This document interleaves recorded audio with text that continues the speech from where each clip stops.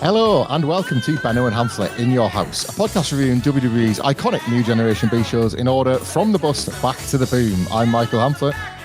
And I'm Benno. I'm Michael. It's In Your House 12. It's time, or is it? And we're in Palm Beach, Florida. The obvious place to build a show around Leon White. You know, he loves the beach, that lad, doesn't he? So very excited to talk about his big match tonight. I've not even put that together, it's impossible, as we're going to get into shortly, how the exterior of this venue almost feels as important as the interior by the time that we're wrapping up. And I've not even considered that, obviously, with this being one of Vader's many attempts at the main event that he ultimately never got. Do you think that when Vince McMahon was shown Vader, he was just shown clips from Beach Blast with him and Sid? Because you've got he was going to main event SummerSlam, and then he was going to main event It's Time, and in his mind, it's just Sid, the flip-flops, and Vader getting off that boat. And you think, it's going to be the perfect place. They had the beach set up before SummerSlam, didn't they? The Bikini Beach Blast-Off. It was all like, in his mind, this is Vader-pilled stuff, and it's all ended up going to Sid in the flip-flops. It's tying together, isn't it? Because I think, was he on the Baywatch episode as well? I'm pretty sure he was. Yeah, he was. As one of the baddies. This is all a bloke who literally very clearly never owned a swimsuit. Like, he 100% in his real life, if he went swimming or he went to the beach, he just wore his normal singlet and had the It's Vader time inside out on the back or something like that. He just turned it round, like the old trick in school of just putting it inside out to look better. That was always Leon's trick there. But Lord, do we miss him? You know what this feels like going into this review today? Obviously, we covered a lot of the in-between on Housekeeping, so people should 100% check that out. It was a bumper Housekeeping, that last one, but there was a hell of a lot to cover. But it just feels like those early In Your Houses where the tagline's not even real on this one. It's obviously in some of the graphics, isn't it? We're going to get into the VHS cover in a minute where it's conspicuous by its absence, but it's a thing said in a promo near the end of the show, and that's pretty much it. It's but again, it's one of those things, isn't it? It's buyer's remorse. Back in the day with these things, they probably sent all the leaflets to the pay-per-view providers with It's Time plastered all over it before the events we talked and Housekeeping talked about, and before Leon found himself injured. And to be fair, there was always a 50-50 chance of that. He was either going to be injured at a fat camp, he'd be somewhere other than at this show. But yeah, couldn't change the graphics overnight, unfortunately. I suppose if he was going to a local swimming pool in his gear, that was the best it ever smelt because of the chlorine. So the wrestlers would have been keeping his fingers crossed that he's done his training in it. I want to just build on what you've said there. I want to thank everybody that joined us for that last bumper Housekeeping edition, because we were very conscious of just how much there was to record. But to be fair, there was a lot of content that led into an all-timer pay-per-view. It's a shame that was the Survivor Series and not It's Time in Your House. But we'll trudge our way through this one, I suppose, because just when you mentioned the cover there, it made me think of it in terms of the disparity between the branding of this show and the VHS cover, it matches the disparity between the quality of the television and whatever the hell it is that we're about to talk about, quite honestly. I feel like your state-funded media passes are going to be taken away. This propaganda we're doing about 1996 being the start of the Attitude Era. Between the bells on this one. It's so different though, isn't it? It is night and day. The TVs Austin chewing up scenery and Bret and Shawn sending barbs at each other, and you get some of that on the commentary on this, and you get some of that on the obviously on the free for all there as well. But outside of that, it is. It's a tale of two feds this period, and nothing says it more than this pay-per-view. And it's funny as well. You said at the end of the last Housekeeping, obviously it's December, so effort levels are always low. I plugged it into the Observer here. 90,000 was the buy rate for this pay-per-view, and yes, that tends to be I think obviously December of last year I think was the lowest In Your House, the 80,000 they did for season's beatings, wasn't it? Brett and Davey. So I'm not saying they dog it in December, but they definitely know where the bread's buttered, that it seems to be on Monday Night Raw, the Survivor Series, and Royal Rumble, and the stuff that goes between. I think very much everybody knows how that In Your House cake is baked at this point. It always reminds me, of Chris Jericho telling the story of how when the Young Bucks first, and maybe Cody and the rest, first kind of proposed to him the idea of All In and this big 10,000-seat show that they could run, and they had a backer in the background in Tony Khan and all that. And Jericho, I think, went to Vince McMahon. There was still this weird thing where he felt like he had to get his permission to do something outside of WWE. And Vince McMahon was very sort of stoic about it and said, yeah, it's fine. You might want to mention to them, you can never draw in September. You can never. And I think he must have applied that to December as well, because it's not like that wrestling didn't have a rich history in North America of doing incredible business over Christmas, like Christmas Day shows and the Madison Square Garden house shows and things like that. But for whatever reason, Starcade, for whatever reason, I think he would just circle these periods of time and be like, nah, business is soft, it's rubbish. September, nothing can happen. Like, it's a work, mate. You can book whatever you want to like peak at a time of year. You're the one that are deciding that these are the times where you dog it.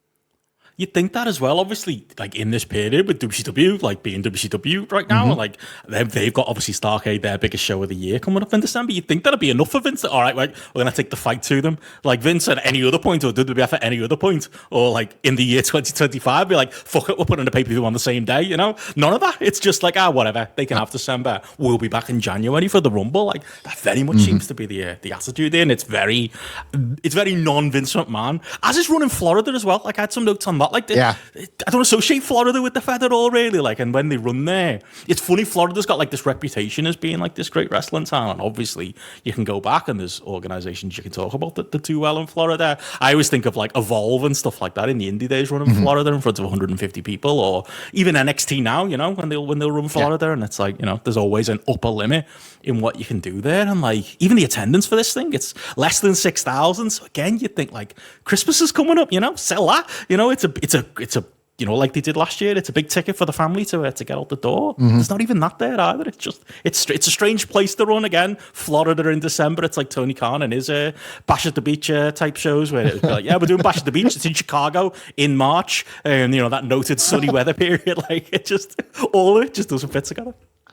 I don't know. Like, I think a lot about this show as well. You say about buyer's remorse about not having Vader in your main events. I think that might be if they were going to rebrand it from its time, they should have called it buyer's remorse, because you mentioned, Florida's a weird place to run. There's constant apologies for the audio and video quality throughout the night. Yeah. And I know that the last time we brought this up, it was like just before we ended up reviewing Beware of Dog, and then we had our own audio and video problems for the first time ever, and the WhatCulture studios flooded, and I feels like I'm tempting fate with the universe. But yet again, like, there was cameras that were different colors, there was issues with the sound and the lighting. As you say, the venue, it wasn't just 6,000 people, it was 6,000 people that you couldn't produce to look any bigger, which is historically how the Fed does it. Like, the house had to be all squashed in to fit in the place where the set normally goes. There was it was almost like they didn't have their regular tech crew or something like that. Like, there was a match we're going to talk about later on that for 1996 was quite ambitious,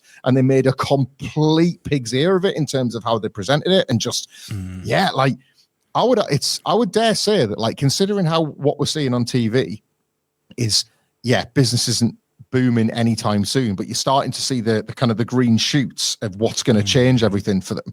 There are elements of this production wise that I would say were worse than 1995. I'd say it's a constant reminder, this show, that, like you say, we'll watch like a live wire, or we'll watch like highlights from Raw, and like I say, if you do look at like the big parts of it, it feels very, we're going forward. We're going to talk obviously on the next Housekeeping. We get to the period where they even try like a shotgun Saturday night. They're clearly trying to be more adult and trying to do things above the station. And then I think this pay-per-view and a lot around it, and the production and all of it, is a hard reminder of, we're still in 1996. And like, I take that even through to like the VHS cover art for me for this show is like a bit of it made me kind of step back and think, right, this is still 1996. I don't know what your takeaway is on this one, but it's like you haven't even got it. It's the word. I think the word "it's" might be somewhere, but the word "time" is definitely not. And they've just gone with generic "In Your House" 1995 box art, like to the letter, and it's just you looking at it going, this really does feel like a completely different company than the one we're mostly talking about at this point. Yeah, this is a mess, isn't it? Yeah, like, what have we got? That sharpshooter versus the power bomb. Like, if they put the into to rib Bret, because he always says like the WrestleMania, maybe. Or the, as they put like, what are you doing? Of all the wrestlers and all the images of all the times you could include, why are you actually including fake Razor and Diesel as two of the featured wrestlers on the back? Bad. That is like, they're literally fighting people that wrestling fans know in Bulldog and Owen. You've just got all the trouble of rebranding the Undertaker, and you've put the old one like in the image. There's so much wrong with it. I suppose they advertise at least like the free for all action, which we'll get to. But then I don't know. This would be one of them. Like, was it not on Buried Alive where they like Steve Austin and Triple H like just got a tiny little mention? Also, there's these two that just happened to be there or something. It was. This has been. You can tell they're big on the blue chipper himself because they're free for all action. Don't miss the Rock. You know. Weird. It's like they know this is going nowhere when it goes on those shelves and whatever the American equivalent of Woolworths is.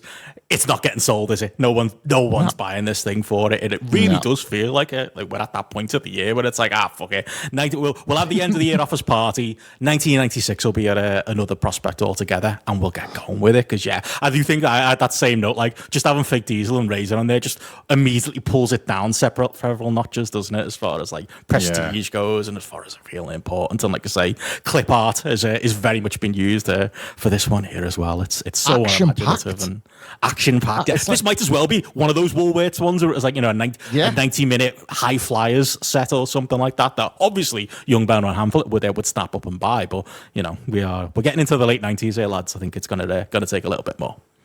I suppose the only thing that feels familiar about seeing action packed under a fake diesel is that's the exact sort of branding that they do, like a British wrestling show here in the UK, where you'd have sort of a action packed all American wrestling, and it'd be it'd be like underneath Legend of Doom or Fake Undertaker or something like that, like the 1, 2, 3 boy or whatever, and then it's all action straight off the telly, and then you just see imitation wrestlers like that.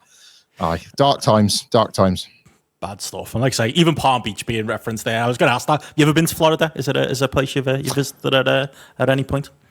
Yeah, but only the Orlando tourist trap. So a couple of Orlando trips in my. Although, as we talked about before, that still included it being me. It did include going to see Raw and The Miz cashing in and winning the WWE title. So the two times. That's them.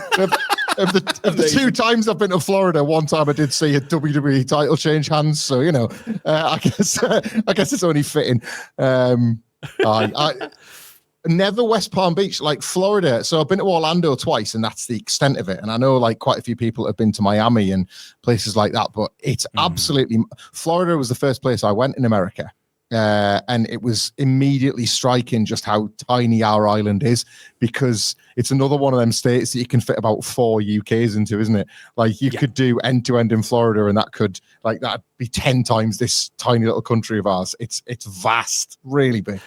Steph said that when she went, like, I can't remember where she stayed, but like she was going to obviously the AW events and stuff like that. And she was just like, I was walking down the street and people would stop in the cars, not being creepy, just being like, what are you doing? You walking somewhere? Like, let me just give you a ride. And just randoms would stop their cars and go, you probably shouldn't be walking here, you know, because it's like just in my head, wall-to-wall motorways and nothing else. Like, they don't do that. The Americans do. They don't. They'll just walk down to the shop because the shop will be down like 3 highways lengths away. And Florida stinks of that for me. You hear it all the time, like we mentioned before, like all the NXT wrestlers who live out there, or like the UK wrestlers who end up out there thinking, I'm in America, isn't it amazing? And then it's like, oh yeah, okay, you need a car, you need to pay for this insurance, you need to pay for that, and then your entire NXT contract is spent up at that point and it's gone. Like, it feels like one of those states where it's like, for the haves it's a great place, for the haves not so much. It's weird though, because like you mentioned AEW there with Steph's travels, Daly's Place has sort of gone onto my bucket list now. I think because of how meaningful it was in the pandemic. Well, this is it. Like it's just like I don't know if it'll ever be. I'll end up there through going to see a Jags game or something. But just that venue now, that feels like another ECW arena type spot where it just, because it was so meaningful when AEW was one of its peaks really in the pandemic. It's now somewhere, and I feel like I need to go to in real life. It's on the list. It's got to be one of those wrestling meccas, maybe just to say there, and then you'll get there and go, all right. And Tony can't put no effort in because it's the local home show. And would have been fun to go in the pandemic if you were one of those people who were very lucky to stand in the crowd amongst Jake Cargill and the other extras. That might have been the time to go. That might have been sit next to Greg Valentine in the cheap seats. Yeah, there you go.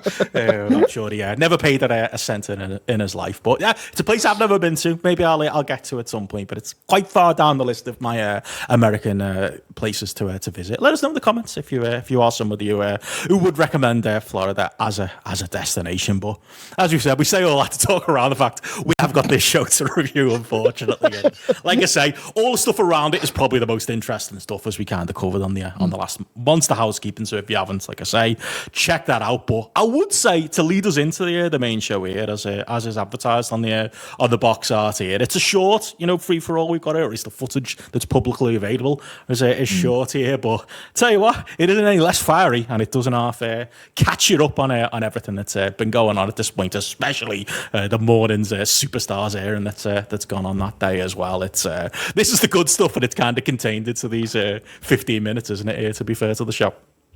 Yeah, the company, and understandably so, actually, the company has arrived and fallen in love with a specific feature of this building, which is a moat that runs around it, a man-made water feature that surrounds this building. I guess they're trying to make it look as West Palm Beachy as possible, and more on this later on, because it'll pop back up in a way you won't expect.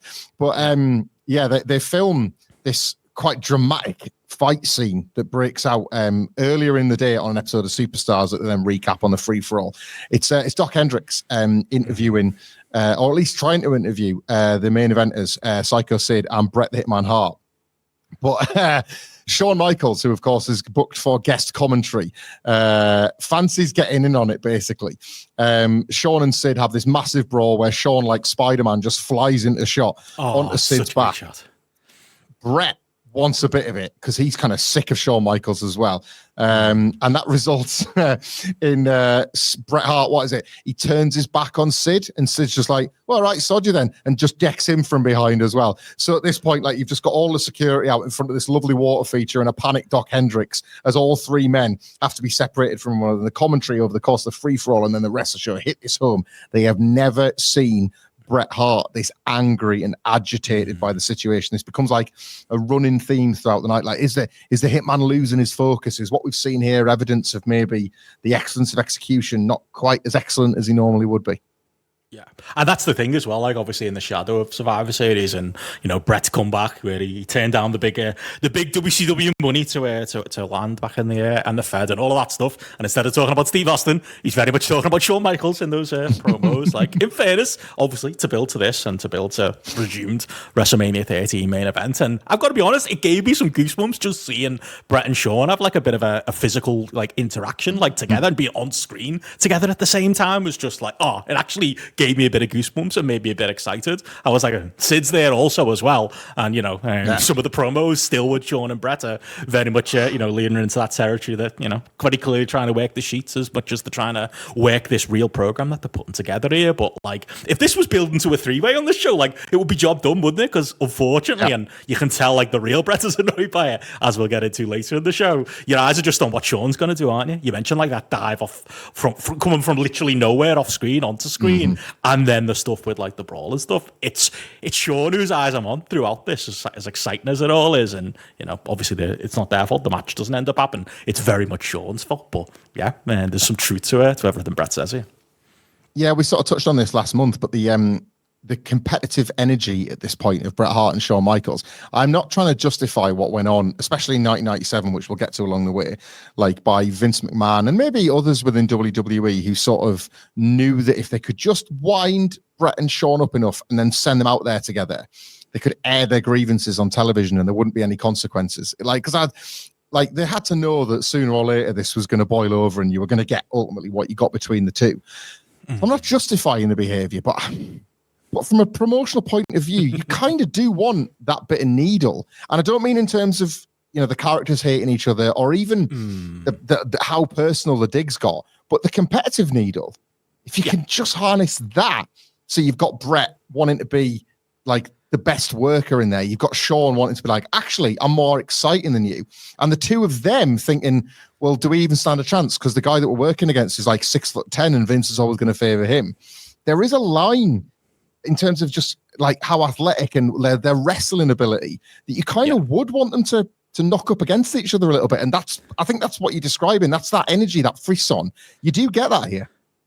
Yeah, it's like trusting though, isn't it, to go up to that line? Because obviously on commentary later, you mentioned Sid there, doesn't Shawn call him the most expensive bit of luggage in the World Wrestling Federation? Great line, but it's littered with great lines like that, isn't it, from both of them? But unfortunately, I think, like we talked about on the housekeeping, like for me, they just both go too far over that line. They both because basically what you end up happening, instead of having these exciting two top level baby faces and you're in your head thinking, I'm going to see my two two favorites wrestle at WrestleMania 13. They probably actually went too far that direction in WrestleMania 12, but it was very much handshake, baby faces, kind of no real needle to it, it just didn't feel like there was much to it, like much around other than, the match. And obviously we've talked about that. At least, leading in the other direction makes sense. It's just the two of them kind of like Bret makes Shawn feel 10 times less likable, and throughout this show and here, like there's a promo as well, isn't there, from Shawn from that Superstars that I don't think makes it to the free for all or makes it to the footage that we've got. That does the same thing about Bret, and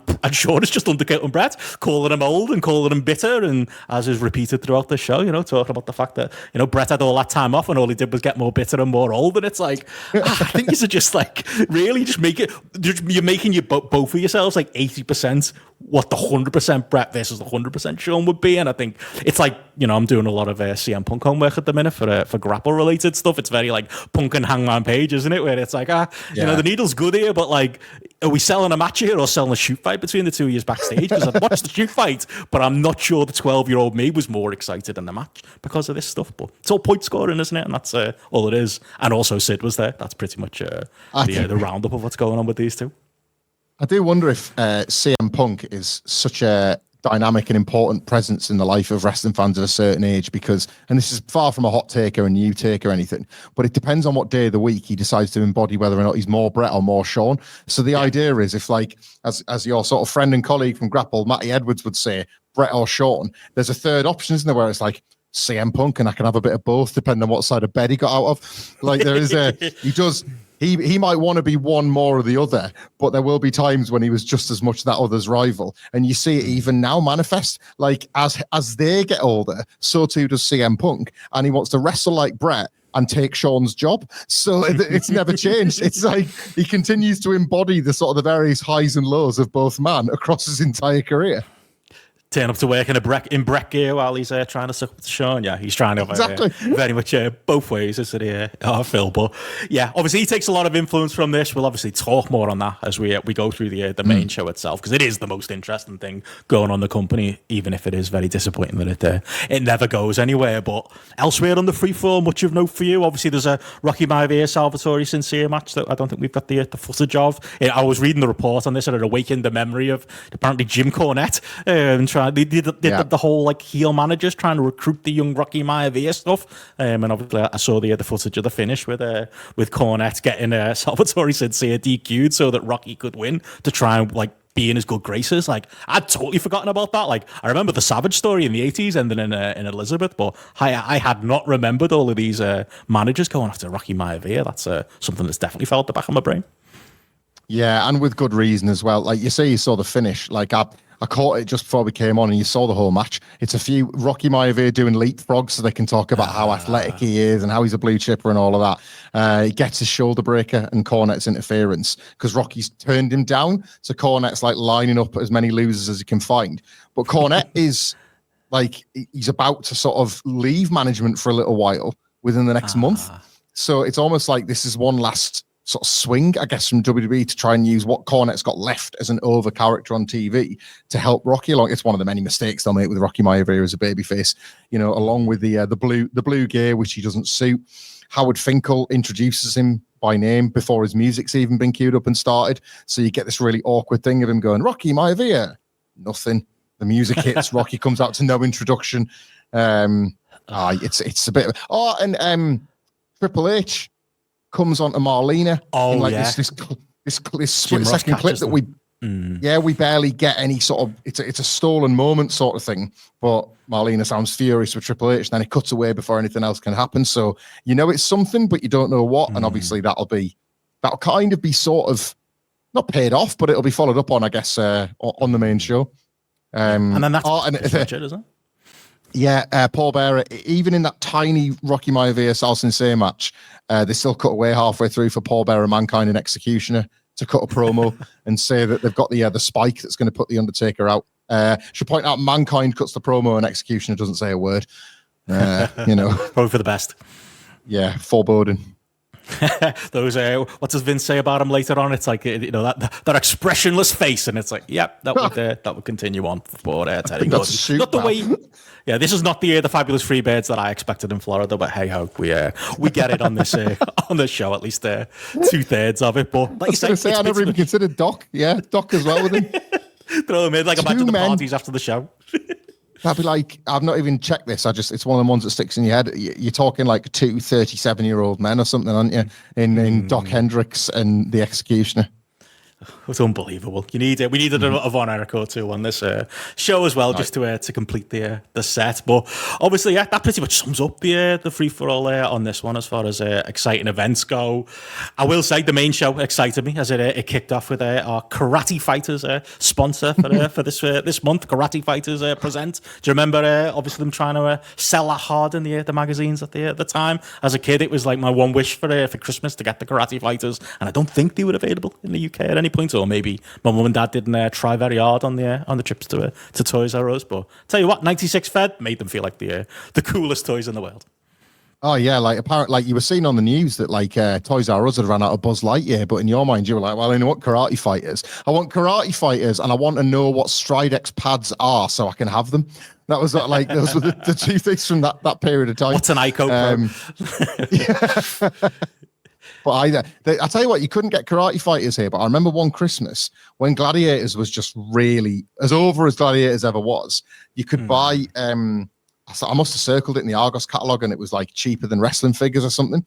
The 2 Gladiators on the dual platforms with the little pugil sticks, and it worked the same way. Worked the same way as a Karate Fighter, so you kind of controlled it from this little lever underneath, and then the 2 Gladiators like fought like that. So it was kind of similar, but it's not like they were having tournaments on Raw with Gladiators, was it? Like, this was so much better. Way cooler than playing video games. Just ask Undertaker playing a game of dominoes with his mates backstage. But he'll tell you that's a grown-up game apparently, and not for kids. But hey, used to play him in hands, but still counts.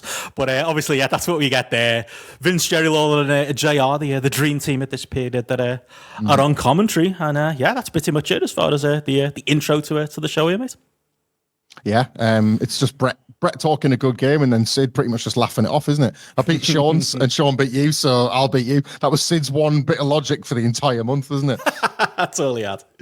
Oh, but yeah, it takes us to the ring for our opening match on this In Your House, as we have our first sighting of a very much more serious Leif Cassidy, with his, I guess he's grown a goatee. That makes him more serious. Still wearing his rockers gear. Like I read like a report in the Observer around the time that apparently like he just decided himself one day, turned up to telly, and Marty wasn't there, and he was like, fuck it, I'm going to be serious Leif Cassidy now. I hope that's the truth. I hope it wasn't corrected by Meltzer later on. But he turns up here with his work break boots on, and he's in there against, as we talked about on Housekeeping, a new to the Fed Flash Funk, as apparently Vince McMahon had been watching 70s pimp movies or something there during this period, complete with funkettes, or should we call them funkadactyls, as Vince would forget 25 years later that was a gimmick he'd already done. But yeah, aside from Vince dancing and the catchy theme tune, I don't know what you make of this Flash Funk character and the makeover for Leif Cassidy going into this opening match.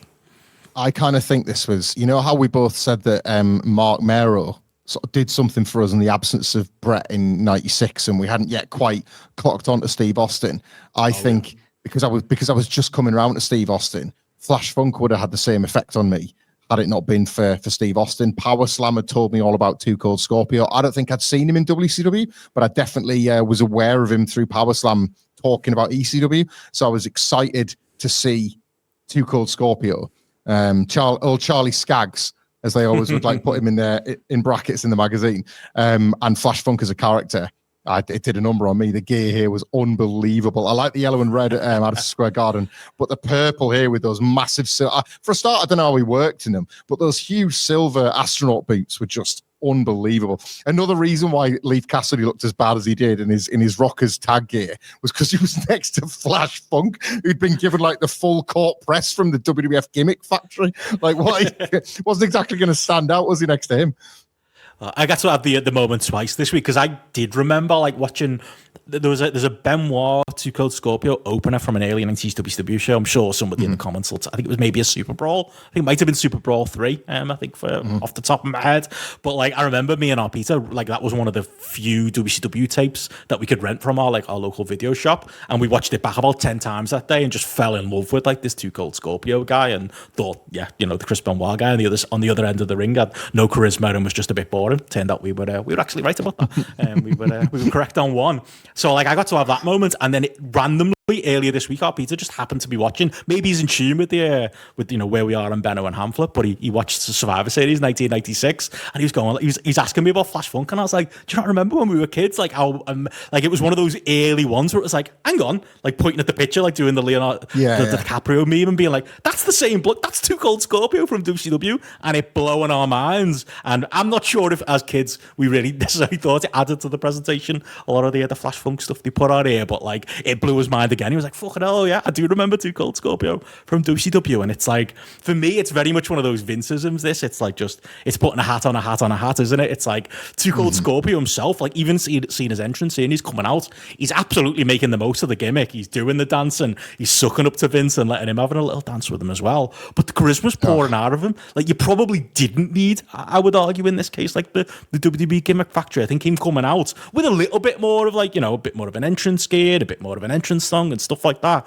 as Too Cold Scorpio, even if you wanted to give him the new name, could have been something. It's just, again, as much as we're moving into 97 and 98 with the other parts in the show, Vince's brain is still working backwards, isn't it? And he has to, it's always one step forward, two steps back when he gets these gimmicks in his hand.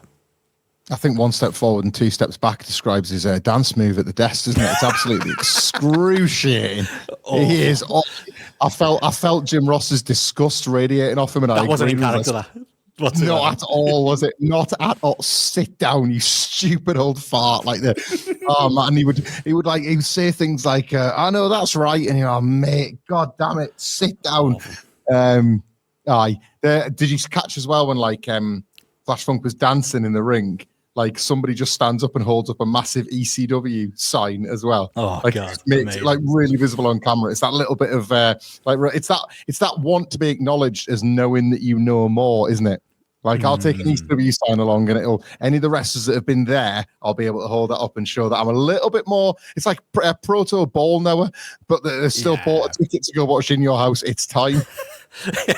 That's how you protest against them. You continue to buy tickets and put money in their pocket. Probably fans in 2025 that probably could due to learn that lesson as well. But yeah, it's a weird one, Scorpio, because again, I feel like for those people who were too in the know, like you say, following in ECW and following him for the years back in WCW, like this is a lesser than presentation. And for the people who like me, as a kid who maybe only knew a little bit or didn't know him at all, like you're immediately kind of told he's a loser, and he would fall into that was this characterization as the weeks went on. But I mean, as far as like his first big singles match, they do their best, don't they, to get him over. Like the match kicks off with like a lot of the shine early on is trying to hit like high spots and such that like Vince is very maybe easily impressed by, but very impressed by like his big spots in there. Like there's good stuff in there right up until the unfortunate point where Scorpio does slip on the top rope, and the commentary kind of has to cover for that and kind of say it's Iris for a reason,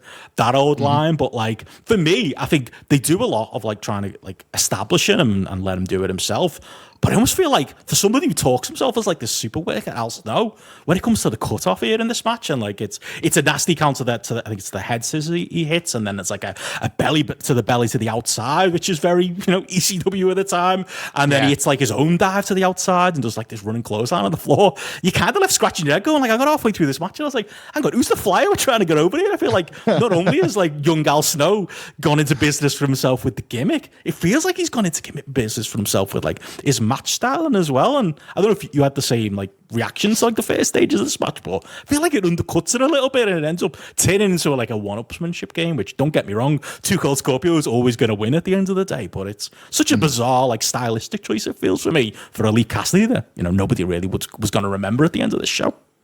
It's funny, because I'm way more positive about Al's work in this one, but I haven't considered it from your point of view there, that he's often one of the first as a coach and as a figure in wrestling in the present day to lecture people about doing too much and about like not so much grab a hold, kid, but certainly like applying the stricter rules of psychology to a match. Whereas this very much feels like one of those, we talked about a few of them in 1995 before, where the wrestlers are almost invited to go out and get themselves over, or like whether or not it's somebody agent in it or being like, look, Vince McMahon's banging a Flash Funk because he spent a lot of money on creative services, but Al Leaf, he has no idea what you offer.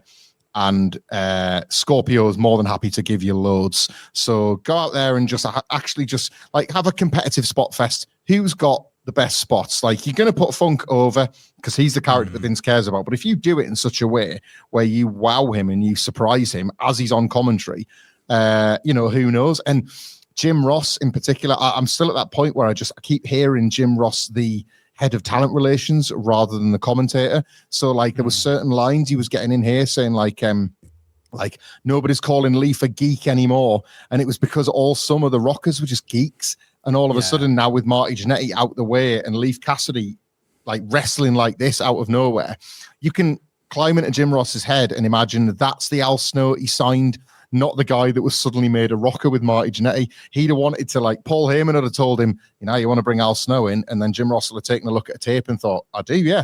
And then he gets in, and day one, Vince is like, oh, you could be a rocker, kid, and that's it. Like, there's one of Jim Ross's banner wrestler signings that's going to get pigeonholed forever. And, like, I don't know, I watched this thinking, like, there would have been a lot of people in Al Snow's ear on a night like this. There would have been nights telling him, you've got to scowl at the camera. Vince likes, like, big, loud gestures, and then you've got a Jim Ross saying, give him your best, kid, go out there and wrestle like your life depends on it. And Funk's like, you've been in WWF longer, I'll do what you want, I'm going to win, I'm going to go over. And it's just, I felt like I wasn't feeling much from this spot fest, but I was thinking about maybe what specific like things they were applying in the way, because as you say, from a construction point of view, it's now to something really. There's not really, I wouldn't say, long periods of shine or heat. It's just like they just exchange the advantage, and it's not like Leaf Cassidy does heel stuff to take over. Particularly, he doesn't cheat to get back in control. And then when Flash Funk takes over, it's almost like competitive, spectacular stuff. The camera misses one of the time he flies out the ring, like he does that corner dive that he likes, and the camera misses it. We only know it because we've seen him do it in other matches, but like the camera misses it entirely, and it's as if from nowhere Flash Funk's attacked. And you just think that running one you mentioned where he runs down the aisle, I've never seen that done ever in the WWF. And Leaf Cassidy's just done it and like treat it as if it's one of his signature spots. This sounds like a cliched Dynamite like criticism, but it's not necessarily a bad thing. They are trading moves until we get to the end. That's how this match plays out. When you were saying that, it's about, it's a wrestler they're trying to establish, giving his opponent too much, and, they're having going out there trying to have a great match with loads of moves. I was like, enough about Collision last week. Anyway, let's get back to In Your House. Like, shout out to Kyle Fletcher, but, like, that's pretty much what this is, because and to be honest, like I mentioned it I think on one of our recent In Your House reviews. Like there's a match I distinctly remember when they were trying to get Val Venus over as like the new guy on Raw, and his first opponent was Too Cold Scorpio, and what did Too Cold do 10 times better high spots than Val Venus, who then had to, like, almost like with an ashamed look on himself, climb up to the top rope and hit his top rope splash finish after like 7 450s and 8 moonsaults from Too Cold Scorpio in the match. Maybe he learned the lesson here. Maybe that's where he put it into effect, because that's exactly it. Like, say the Shine trying to get Scorpio like over very quickly turns into Leaf Cassidy heat, which very much turns into him hitting big moves. Like they do, like he goes for a power bomb on Flash Funk, who lands on his feet. That was cool. They hadn't quite got to the Kidman level of reversing it with an X Factor or something like that, but that was really good. I'll give Al Snow credit, Leaf Cassidy credit. He hits a Sky High before the Sky High was a thing in this thing as well. Like his stuff's really cool. He even goes for a moonsault himself, which he misses, which maybe to your point fits the psychology a little bit more, because when Scorpio eventually does get his comeback, it's almost like he's got it in his head. I fluffed that top rope moonsault earlier in the match. I've got to fucking hit one at some point like tonight. Yeah. So then his version is going to be that much better because he gets to actually hit it against Leaf. So that's good in there. He hits, like, speaking of Dynamite and Collision, like an Osprey-esque, the handspring kind of into a big kick move, whatever Osprey calls it these days. Like that's thrown in there, which is very clearly a nod from Scorpio. Even it's don't let the dead man know, although I guess maybe he hadn't done it much at this point. Pretty much an Undertaker dive from Flash Funk in here as well. So like, if that was the logic of being it, like we're gonna exchange big moves and see who comes out better, I think at the end of the day, Flash does outwork Leif Cassidy. It's just, for me, a bizarre choice to kind of get there in as well. And, it feels very ECW coded, like you're saying, a lot of what they put together in this match, because, like, the closing stretch even ends in, like, they do, like, the world's slowest version of the Cradle Exchange that Malenko and Guerrero had made cool around now, and obviously Lynn and Rob Van Dam would do later. And, after that, it's pretty much, like I say, the Scorpio Splash, the side suplex, and the straight-up 450 knees into the side of Leif Cassidy, which felt like a bit of a receipt, to the gut to end it and put him over. It's just, not the match I would have expected to get out of these two on this show. I will say this. I don't know if it's just commentators just trying to, and there's nothing wrong in this. It's promotion. You're trying to elevate what people are seeing. They've just bought the pay-per-view, and this is how it's starting. Like, they're talking about how the crowd are going crazy for it. And I think Jim Ross says, like, yeah, they're loud, but like, if we had more room, we could have sold a lot more tickets for a match like this. They're kind of, they're really trying to put over that this is actual value for money for the person that's bought the pay-per-view. And then I have a memory of, because I still didn't have Sky at this point, I would get tapes. I've said this before on the podcast. I would just get tapes of what happened to be on, and it would sometimes be scattershot, and it would be random episodes or whatever. And one of the weekend shows we had over here at the time, I don't even know if you remember this, it was like a recap version of Challenge. It was no longer matches. It wasn't a C show. It was just like, it was called WWF Challenge. I think it was my Doc Hendricks in the studio presenting segments or whatever. And they aired this in full on Challenge. Like, on the UK version of Challenge, we didn't get In Your House. And they said, all right, anyway, we're going to show you, it's an exclusive from its time. We're going to show you this. And you're just thinking, if you're putting this on the syndicated stuff, you almost want people to see it. And you're thinking carefully about what's reflective of whatever the WWF's got to offer right now. And you're showing them this, And so I remember watching this match as a kid. And maybe that's one of the things they were doing. And maybe somebody did see something and thought, that's pretty futuristic for us. Like that pinfall thing. I was thinking about the Malenko Guerrero one, but then I was watching it going, yeah, but was anyone in the WWF doing that? Probably not. Like that kind of specific sequencing would have been really frowned upon by your friggin' Chief J Strongbows and your Rene Goulets, wouldn't it? It's like, it's too fast. Nobody believes it. You got to struggle for your kickouts. So this was, I can't remember too many kick-out exchanges like that had ever happened in the WWF before. As small a spot as it is, and you're totally right. They look like they're doing it through custard compared to the wrestlers we'd seen doing it by then. But yeah, for then, probably it was seen probably a little bit futuristic. And fair enough as well. If you're in the crowd and you've not seen that before, they do come up for it by the end of it, and you can see them kind of look at it in the crowd and chuckling to each other like, "I've never seen this before. This is kind of it. This is interesting." So yeah, I guess it worked in that regard as well. Like I say, a good start for Flash Funk. Just not a great one, and yeah, the bloom would come up the rose quite quickly. And obviously we'll be talking about these two probably in season 2 once we get to the Job Squad type stuff way in the future here as well. But yeah, that's our opener. It goes to a little advert we have for the Royal Rumble 1997 coming up, and the very much putting over the 70,000 seat Alamo Dome. How would they fill that thing? We'll find out in the weeks coming up. Book some luchadors seems to be the answer that they go for, and also paper as many places as they can. Free leaflets in Taco Bell, I believe, was the attempt. But yeah, very much getting it over earlier that this is the big show coming up in January. Again, it's funny, isn't it? Like, going back to our last housekeeping, they've booked the Alamo Dome. Total hubris, but just desperate for an optics win, I think, is why you book the Alamo, isn't it? You want Shawn Michaels to win the belt back in San Antonio, so you find the biggest possible building in all of Texas to run it in. And then the weeks on television, Bret and Shawn wind each other up so much that you've spent a month wanting to maybe have people buy tickets thinking they might get Shawn Bret too. And then Shawn says, I like Bret. I hope Sid wins. And you're like, shut up. Like that. Aye. That's our Shawn at this point. Both of them probably need telling that at this point. But yeah, long way to go to Rumble 97. But that takes us into match 2. And again, another reminder that we're still in 1996. So we have Owen and Davey against the fake Razor and fake Diesel, who I enjoyed the trivia note that I read in the Observer that they are, when it turned into this relationship that they're at the start to forge with AAA, which some of which we see in this match. It was fake Razor and fake Diesel that they decided to send over to Mexico, which, to be fair, made sense. There's a long history of gimmicks being taken over by different people there. But I mean, I want to get into the Owen and Davey stuff. I want to get into the Davey and Steve stuff, because there's a bit of an inset promo here, isn't there, with Kevin Kelly and those lads. But my first note on this, Michael, is starting this segment, the Diesel theme hits. JR's slotted back into being heel commentator despite being very much a babyface in the previous match, and I'm just screaming at the screen.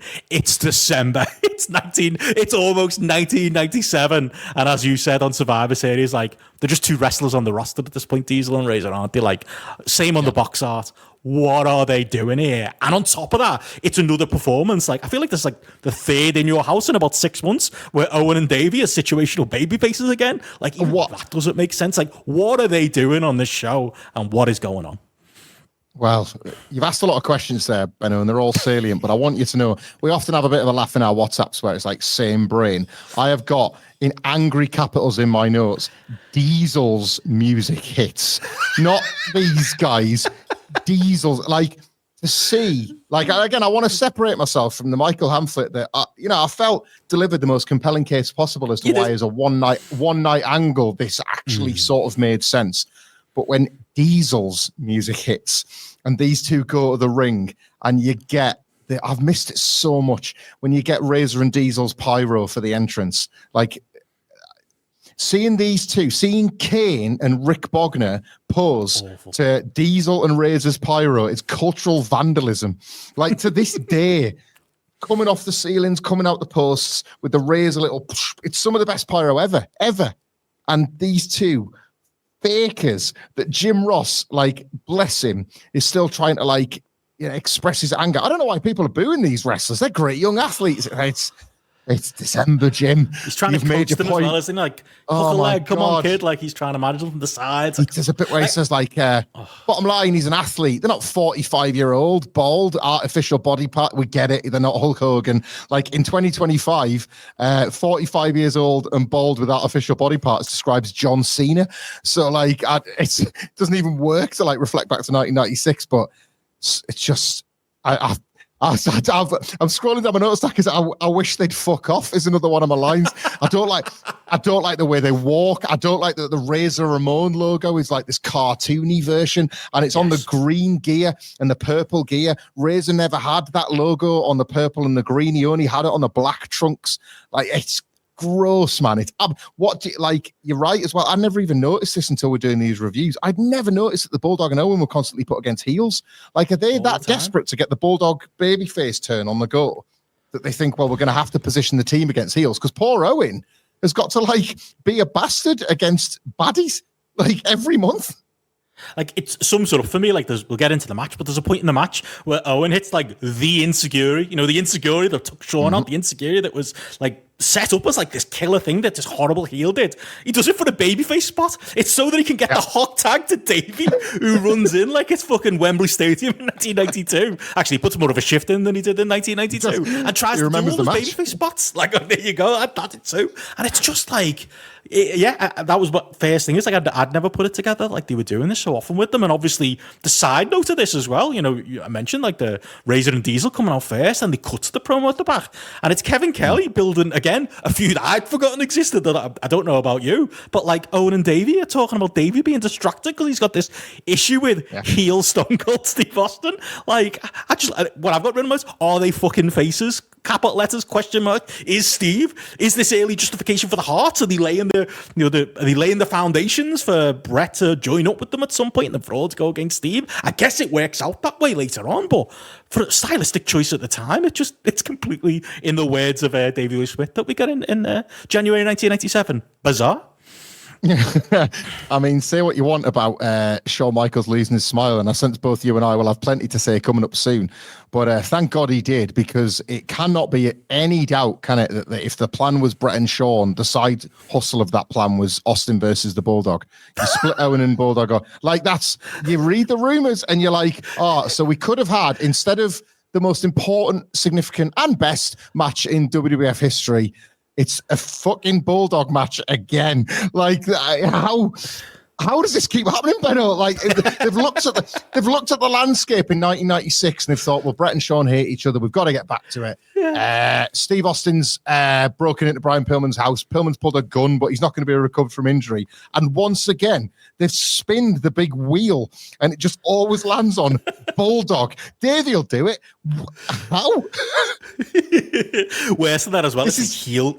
heel Davey on top of it. Like there should be like a long list. Like should have it on the wall, like the list of his victims. It's Diesel, isn't it? It's Bret this time. As good as the match was this time last year, that buy rate, as much as it was December, tells you everything about that. The level of interest. WrestleMania, man. WrestleMania with this Steve Austin. I just. Honestly, man. Shawn Summer, add that to the list as well. It's insane. Yeah. I read, reading around like the newsletters at the time, I think they knew Steve was going to get cheered in the situation.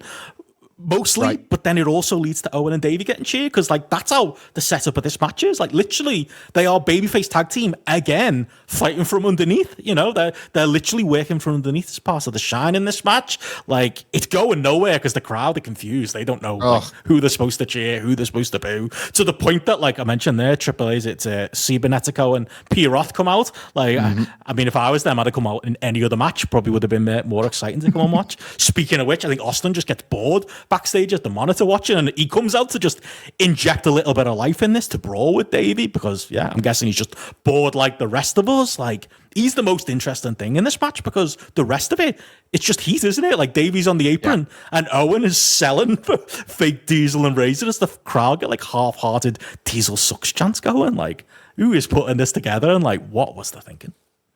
It's like it's heat work, but it's the opposite of heat action because there is literally no heat in the building. It's like watching, like for our English listeners or British listeners more than Americans, I suppose. It's like watching a 0-0 draw in a footy match where both teams could play all day and neither team are going to score. Like you could play for another 90 minutes on top. And everybody in the stadium knows, this has got 0-0 written all over it.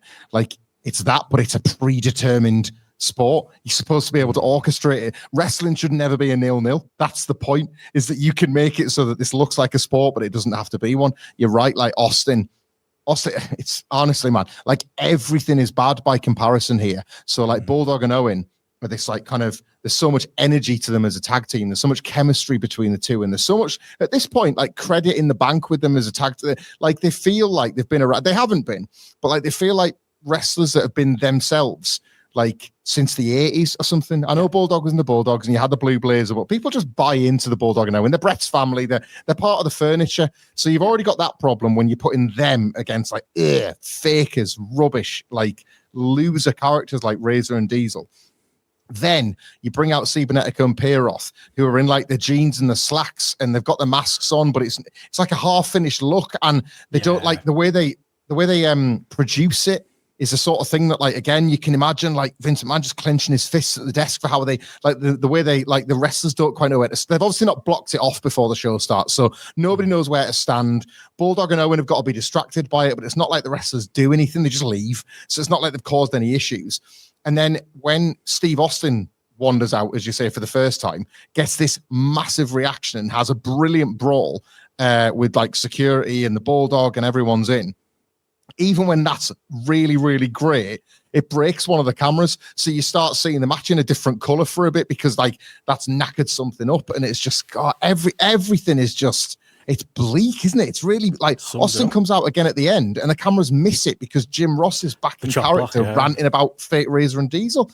And it's just like, they literally have to show a replay, and that's the best move in the match, the chop block, we're big fans of it in 96. It's awful stuff, and like, as far as the match goes, I don't think we've missed anything really. You get, like I say, you get your Davey comeback, it's double noggin knock as a go-go, he hits his fancy leg drop, he does a kind of stolen suplex, but he doesn't even put us all into that. That's where you get there's a commentary note from Vince. He says something like, this is a matchup where the fans don't really care who wins. And it's like, yep, you've nailed that, Vince. That's absolutely true. So why did you book it? And then, obviously, there is a good bump where I think Diesel's got Owen, or I say Diesel, Glenn has got Owen like held up like he's going to go for a body slam or something like that. And they both bump over the top. Very well done to the outside. That sets Owen up on the outside to surprise Razor when he's going for the Razor's edge and hit the heel kick, and Bulldog goes over, and it gets something of a fan pop, but is it really worth it for this setup? And like you say, post matches is Steve taking out Bulldog, and when they don't even catch that, it's just like bad night at the races for everybody involved. I am prepared to adjust one of my takes ever so slightly around this match. As you know, Benno, I've got this long held belief that like maybe WCW was never better than WWE outside of 3 months in 2001 when you had the Magnificent Seven in the Cruiserweight Tag Division. I might be willing to extend it to this one specific slot on the December pay-per-view, because while the fake Razor and Diesel were like heels in an all-heel match with the Bulldog and Owen, the real ones, the shoot ones, the outsiders, were beating the faces of fear, Meng and the Barbarian. And I'm looking at that and I'm thinking, right, WCW have got them, but let's be honest, it's still pretty close, isn't it? It's not great booking. Like they've only got them here by a whisker. As you put your invisible cup on screen, I need to know what's going on in that drink before I can concentrate on the rest of this podcast. What have we got today? A nice little electrolyte drink from 7-Eleven, just to go on my 7-Eleven and keep yourself hydrated on this hot day. It works well. It's pathetic 7-Up Zero. It's like 7-Up with even less flavour. I will say though, I ran out of 7-Eleven ice and I had to make my own in the freezer like a peasant. Not having that. Need to get my drink in its green can is like the fake Razor and Diesel compared to your outsiders. That's You can still split the 7 though. You can still do it. You can still be. That's true. That's true. It's still good. It's still good. Yeah, this stunk, and I hate the World Wrestling Federation. That's the story of this show. Well, we'll turn you around with some other stuff that's coming later. But yeah, if you've got to say that about something that heavily involves Steve, you know you're going in the wrong direction here. And let's all just thank God that they do change course with our Steve. But yeah, we go from there. Nation of Domination in the AOL chat room. Again, I mentioned our Peter before. He was very confused watching Survivor Series '96 at like who were the rappers with the Nation of Domination? Like why were two white guys in the Nation? I had to explain that point and who PG-13 were. But hell of a vigil here, as you mentioned on last Housekeeping. We've got a newly dressed Farouk here. We've got Crush, fresh out of prison. I think Clarence Mason is on screen here as well. And like I say, the PG-13 lads stood there for a while too. Or I think, if I don't stand corrected, our first visual of this newly formed Nation of Domination here. It's quite again, like I have to admire it really, because it's not just its own impressive idea. And I remember seeing the Nation of Domination immediately thinking, well, it could be a massive deal. There's loads of them, and like they're all heels, but the stark difference in the turnaround for Farouk is like that's to be absolutely fair. WWE, I know like the Nation of Domination never moved mountains, but if you consider legacy, that might be like one of the all-time overnight repackagings. Because where was that blue-haired gladiator going? Like that blue helmet gladiator was going nowhere. And pretty much, Farouk gets title shots in 1997. He builds the platform for the likes of D'Lo and The Rock, and it's massive. This is like, and they're in a big WrestleMania match. Their stable immediately matter, don't they? Like even Farouk and Ahmed, they don't look like the men they were in that Raw 96 thing we covered where he attacks his kidneys. They look like different humans now because they're in this nasty, like Attitude Era fight rather than two very luminous cartoon characters.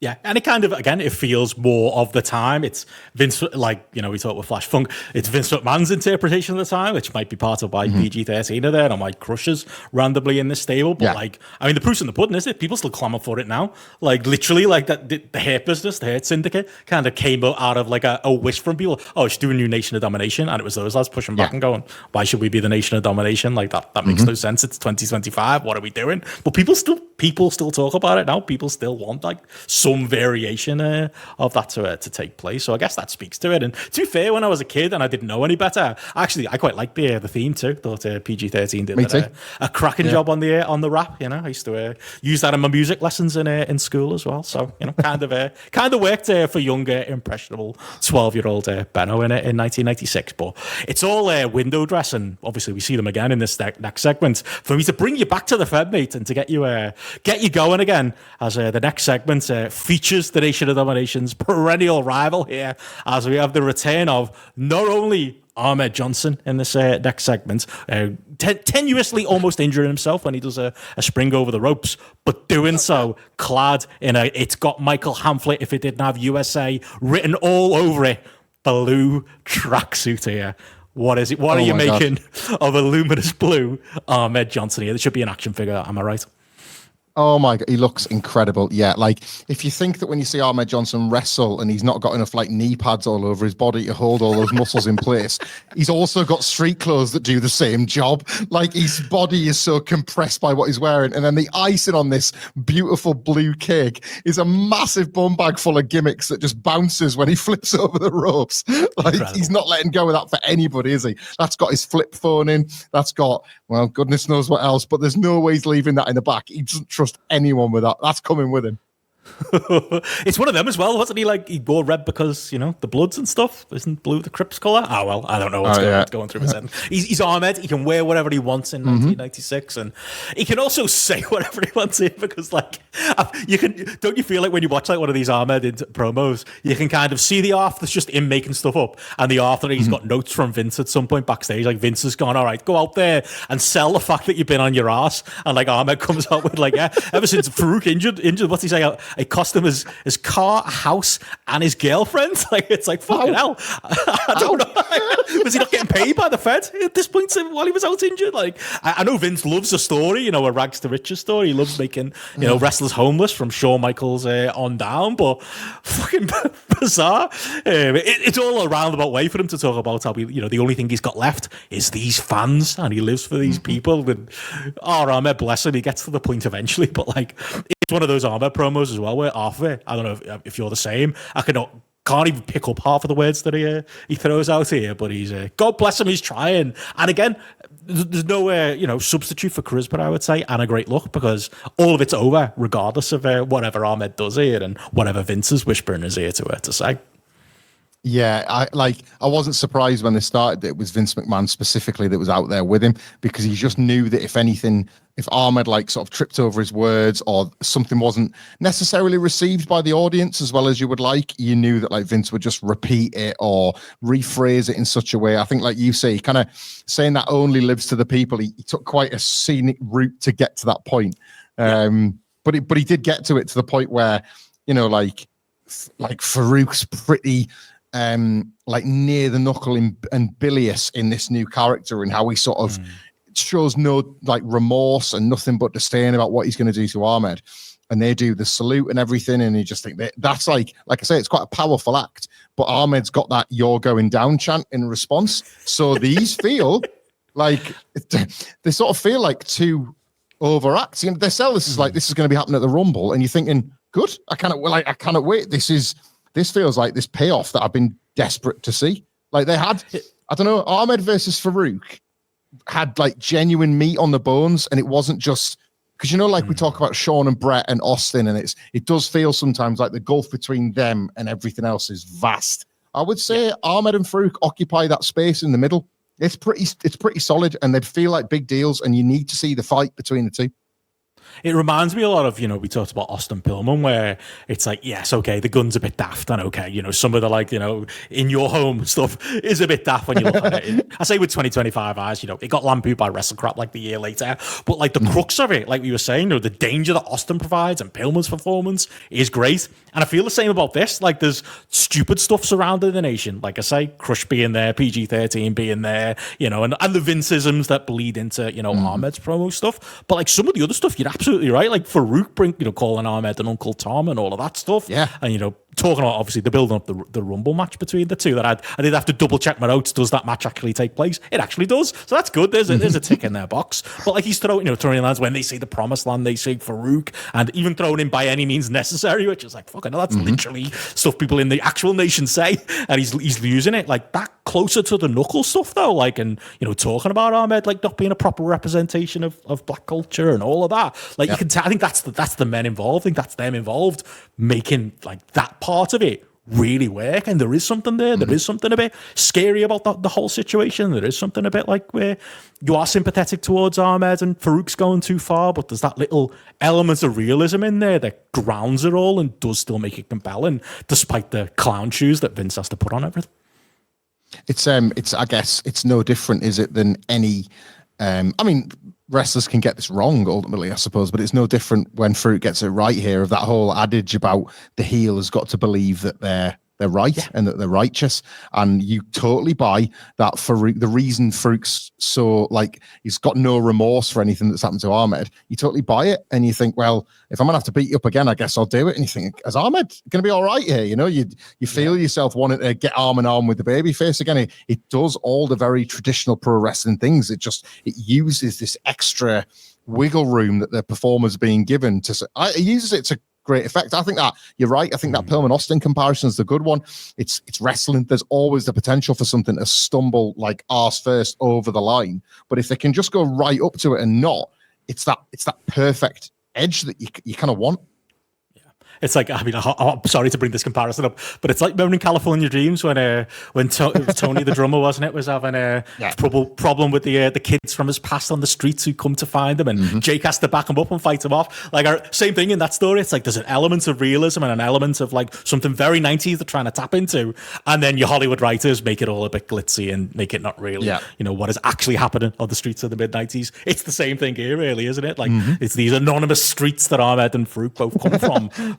Is very much the Vinceism, but the men themselves are pulling something out of it. There you go. I always have to shoe in a California Dreams reference if we can get one there. But I do think this is an effective promo segment. I like to say the crowd. It's not the greatest catchphrase of all time, but the crowd are into Ahmed. You're going down at the end of it, and it's over, and it's good build up for, like I say, a match that surprisingly does actually happen at Rumble '97, which we'll get to, but. Yeah, from there into more build up. I'll be dying to ask you about this one, mate. We got a nice little video package to build up the next match between Hunter Hearst Helmsley and Mark Mero on Sable, of course, in the corner as well. I've got to ask about this music video though. Like the background music to it kind of opened the memory. It's like this Enya knockoff the music that they use there. I'm hoping you've got some notes on it. Obviously, a lot of the voiceover on it when the music switches is about Hunter having the perfect accomplice who's not here anymore. That Hunter took out, which I'd forgotten about. That element of the story there. And the voiceover calls him a less than perfect servant,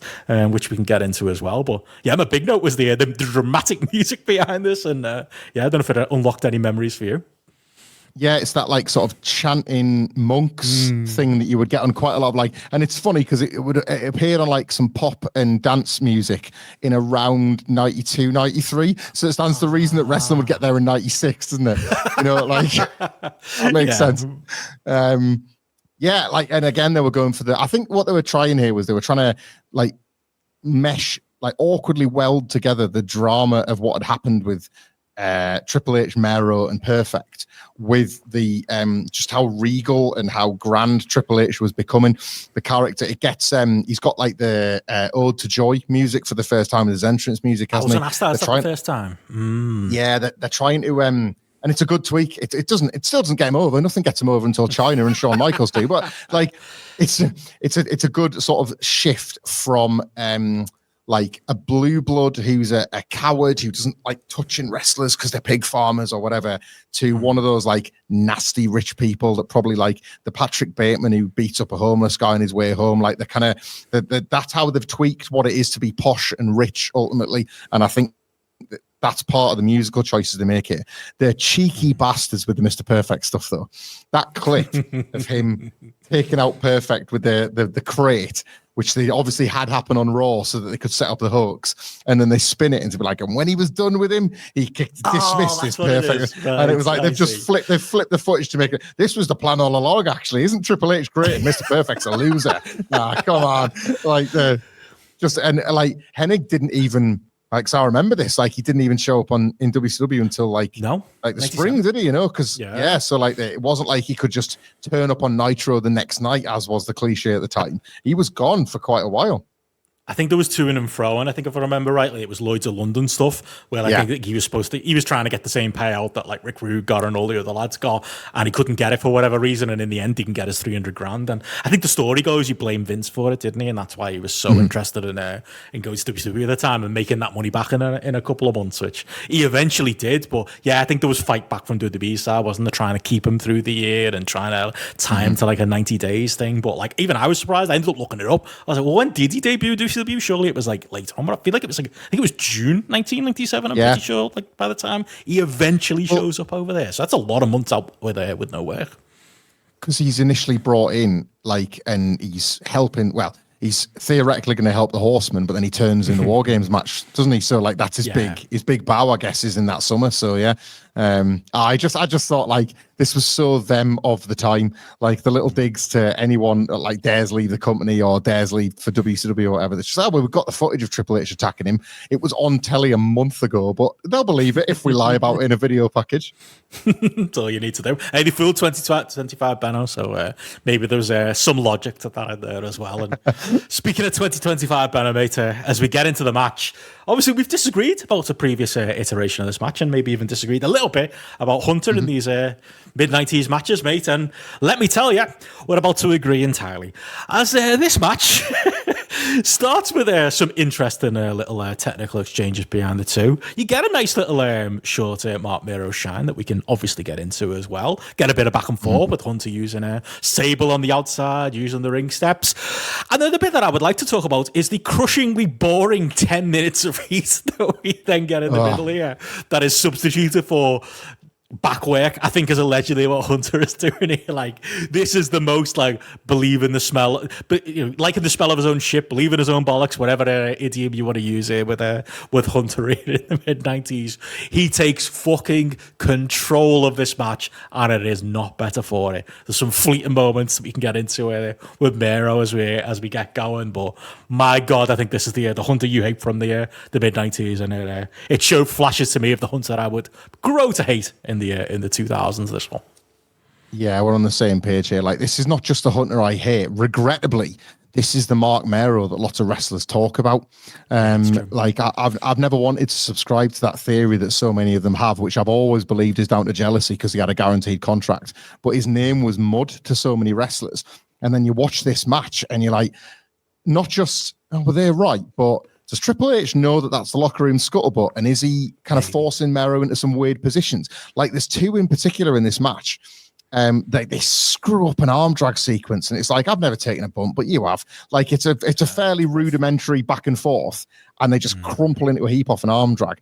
And then the really weird one, Mero does his head scissors, and Triple H takes like a sideways bump off it. Yes. And like that is specifically how you take a spectacular move and you make it look crap. Like, that's your job, to see that through so that the wrestler's offense looks legit. And I don't know if he's done it on purpose or by accident or whatever, but I don't think there was a burial going on here. But it just, like, Mero, we've talked about this before, Mero did cool stuff because it was cool stuff you hadn't seen that much. But once you've seen it executed, quote unquote, the way it should be, his versions of it always look a bit off and a bit weird and a bit like he's left a knee in someone's face, or he's kind of Billy Gibbon have gone a bit star, isn't it? Exactly right. Yeah. When you've seen Paul London on the same show do a picture perfect, it's like doesn't quite land as well that now, does it? Totally. Like, yeah, there's quite a lot of that between them when anything's happening at all, because you're totally right. There's a detail, isn't there, at the start? I think Jim Ross says, these know each other very well. So the idea is that you're assuming that this is going to be a battle of, like, who's got anything new, who's got something different to offer. And the only time I remember there being anything different from the other match, I think matches we've seen these two have, is they do that, the slingshot spot that Mero pins him with in the prior In Your House, and now Triple H, because he's not getting punished anymore, he gets to kick out. That's the only reference to the older match. Like, in this entire boring thing, that was the only reference I clocked that was a throwback to, or a callback to anything we'd seen. I did like... Go on, sorry. No, I was going to say, it says everything, like, in that sequence, that, like, the thing that gets most over, it's not a Hunter's way. It's him doing the back and forth with Ale, isn't it? It's the ref push spot. That's the only bit that the crowd come alive for in that sequence, to speak to your point. They're talking about how Triple H has got this, like, mean streak, like Jim Ross, and Jim Ross basically uses two specific occasions just to shoot on Vince, because he's talking about, this is you get this from people in Connecticut, don't you? They use people and they discard them. That's what Triple H does. And then there's another one where he says, Vince, I heard that Helmsley got court-martialed from military school. Can you imagine that, McMahon, getting court-martialed from military school? And that's obviously what happened to Vince, isn't it? That exact thing happened. And Jim Ross is just getting to dig him in the ribs on air with this. Also, I wanted to ask you, do you know the bit where like Mero makes a comeback and he does a Hurricane Rana off the top rope? Yes. Was there like a massive edit point in the match? where like Triple H is halfway across the ring, and because I went looking for different versions of the match, and it was this same. It's either the weirdest camera cut, and like Triple H is suddenly just shuffled halfway across the ring, and it's just a very un-WWF cut, or they've actually clipped something. Because it's a weird placement, isn't it? Because it comes out of like they do like the flare bump in the corner. There's like the knee lift. I think that's where the head scissors you mentioned are. And then it's straight to top rope Frankenstein and Mero. So to be fair, it is a lot in a row. So maybe like there was a swing. You would imagine that would be where like a bit more heat would come before Mero then hits the Frankenstein and the Mero assault. So maybe there's something missing from there. But it's a weird match all in all. So I wouldn't argue against the idea they were maybe trying to cover it with like a camera work to try and make it sense as well, because again like none of it's really getting over, because like straight after that they tried to do like again Hunter pushes the ref into the ropes, doesn't need to stop Mero coming off the top. Air barely sells it, doesn't even tell Triple H off Hunter off at any point here, like just kind of goes along with it and works the match like it's normal. That's where you get the rubbish slingshot near fall in there that I've got noted down here as well, and it's just none of it just seems to be working. Like you get, when we do get the eventual proper ref bump, like Hunter goes for the belt, there's a bit of uninspired brawling where neither of them seem to know what's coming next, what spot's coming up. That gives you a visual pinfall. Like, you don't even get that crowd counting the three because they're just not into it enough to do that. Hunter does another flare bump at that point, and then you get a plant like to the point earlier. If we're doing like Kidman and Paul London comparisons, like Mero does a plancher here that's arguably worse than Al Snow's earlier in the show. So I don't know, that's the first Al Snow and Paul London comparison here. Just nothing is clicking. Maybe it's the idea they know the bullshit finish is coming after all this. But it feels like either something's in the wrong order, or they're just it's not clicking with the fans, and they're trying to add stuff that wouldn't usually be there to try and get them going, and none of it really works. Yeah, it's like that somersault plancher, I've got it again, just like arms and legs everywhere. Yeah. Like it's a type of move where it looks like if you're there supposed to catch it, you're going to catch like a stray boot and cut your face open or something. And if you're the one delivering it, how you escape that without a knee injury? How you're Mark Mero and don't like at least sort of like hyperextend an arm, or like, I don't get it, because there's no space, there's no room, and it doesn't look spectacular when it should. You're taking an enormous risk, aren't you? And it just sorry to jump ahead, but like the Goldust running, like the fans presumably haven't seen that backstage segment or haven't been clued in, so it's not like they're just welcoming Goldust out as a babyface. They're just confused, and it just like that plays out horribly as well. That's another one. Obviously, we're getting into it with the booking going forward, but like it's just a terrible idea. Goldust is not getting over as a babyface, and they do the whole gay bait bit, don't they? Where Lawler's calling him out for being gay, and he says he's not, and that gets a pop. 1996, 1997, everybody. But like the rest of it, no, it doesn't work. And I didn't even put that together. That of course, why would they be invested in it? Why they're just looking at it going, why is Goldust bothered about Hunter? And they try and cover it, don't it, by taking them both out. But it just makes the finish even more anticlimactic, as like Mero just about beats the Mero. I keep saying Mero like it's Mero in AEW. Somebody's told me off for that before. I'll get that. Mero. I'll get that right eventually. I've been saying it since 1996. Like, he beats the count out, and like Hunter retains that, and you get that horrible, Mark Mero has won. However, still the champion, and they're having to over-explain that. And it's just a dud altogether, isn't it? It's a bad finish, badly executed, and it's a bad feud coming at it as well. And like I say, unless you have seen the free-for-all, you don't know why they're doing it in the first place, and why this massive feud with Hunter and Goldust is about to even happen. They're trying to tell, this kicks off the story, doesn't it? Which doesn't get the payoff you would expect because of Mero's injury.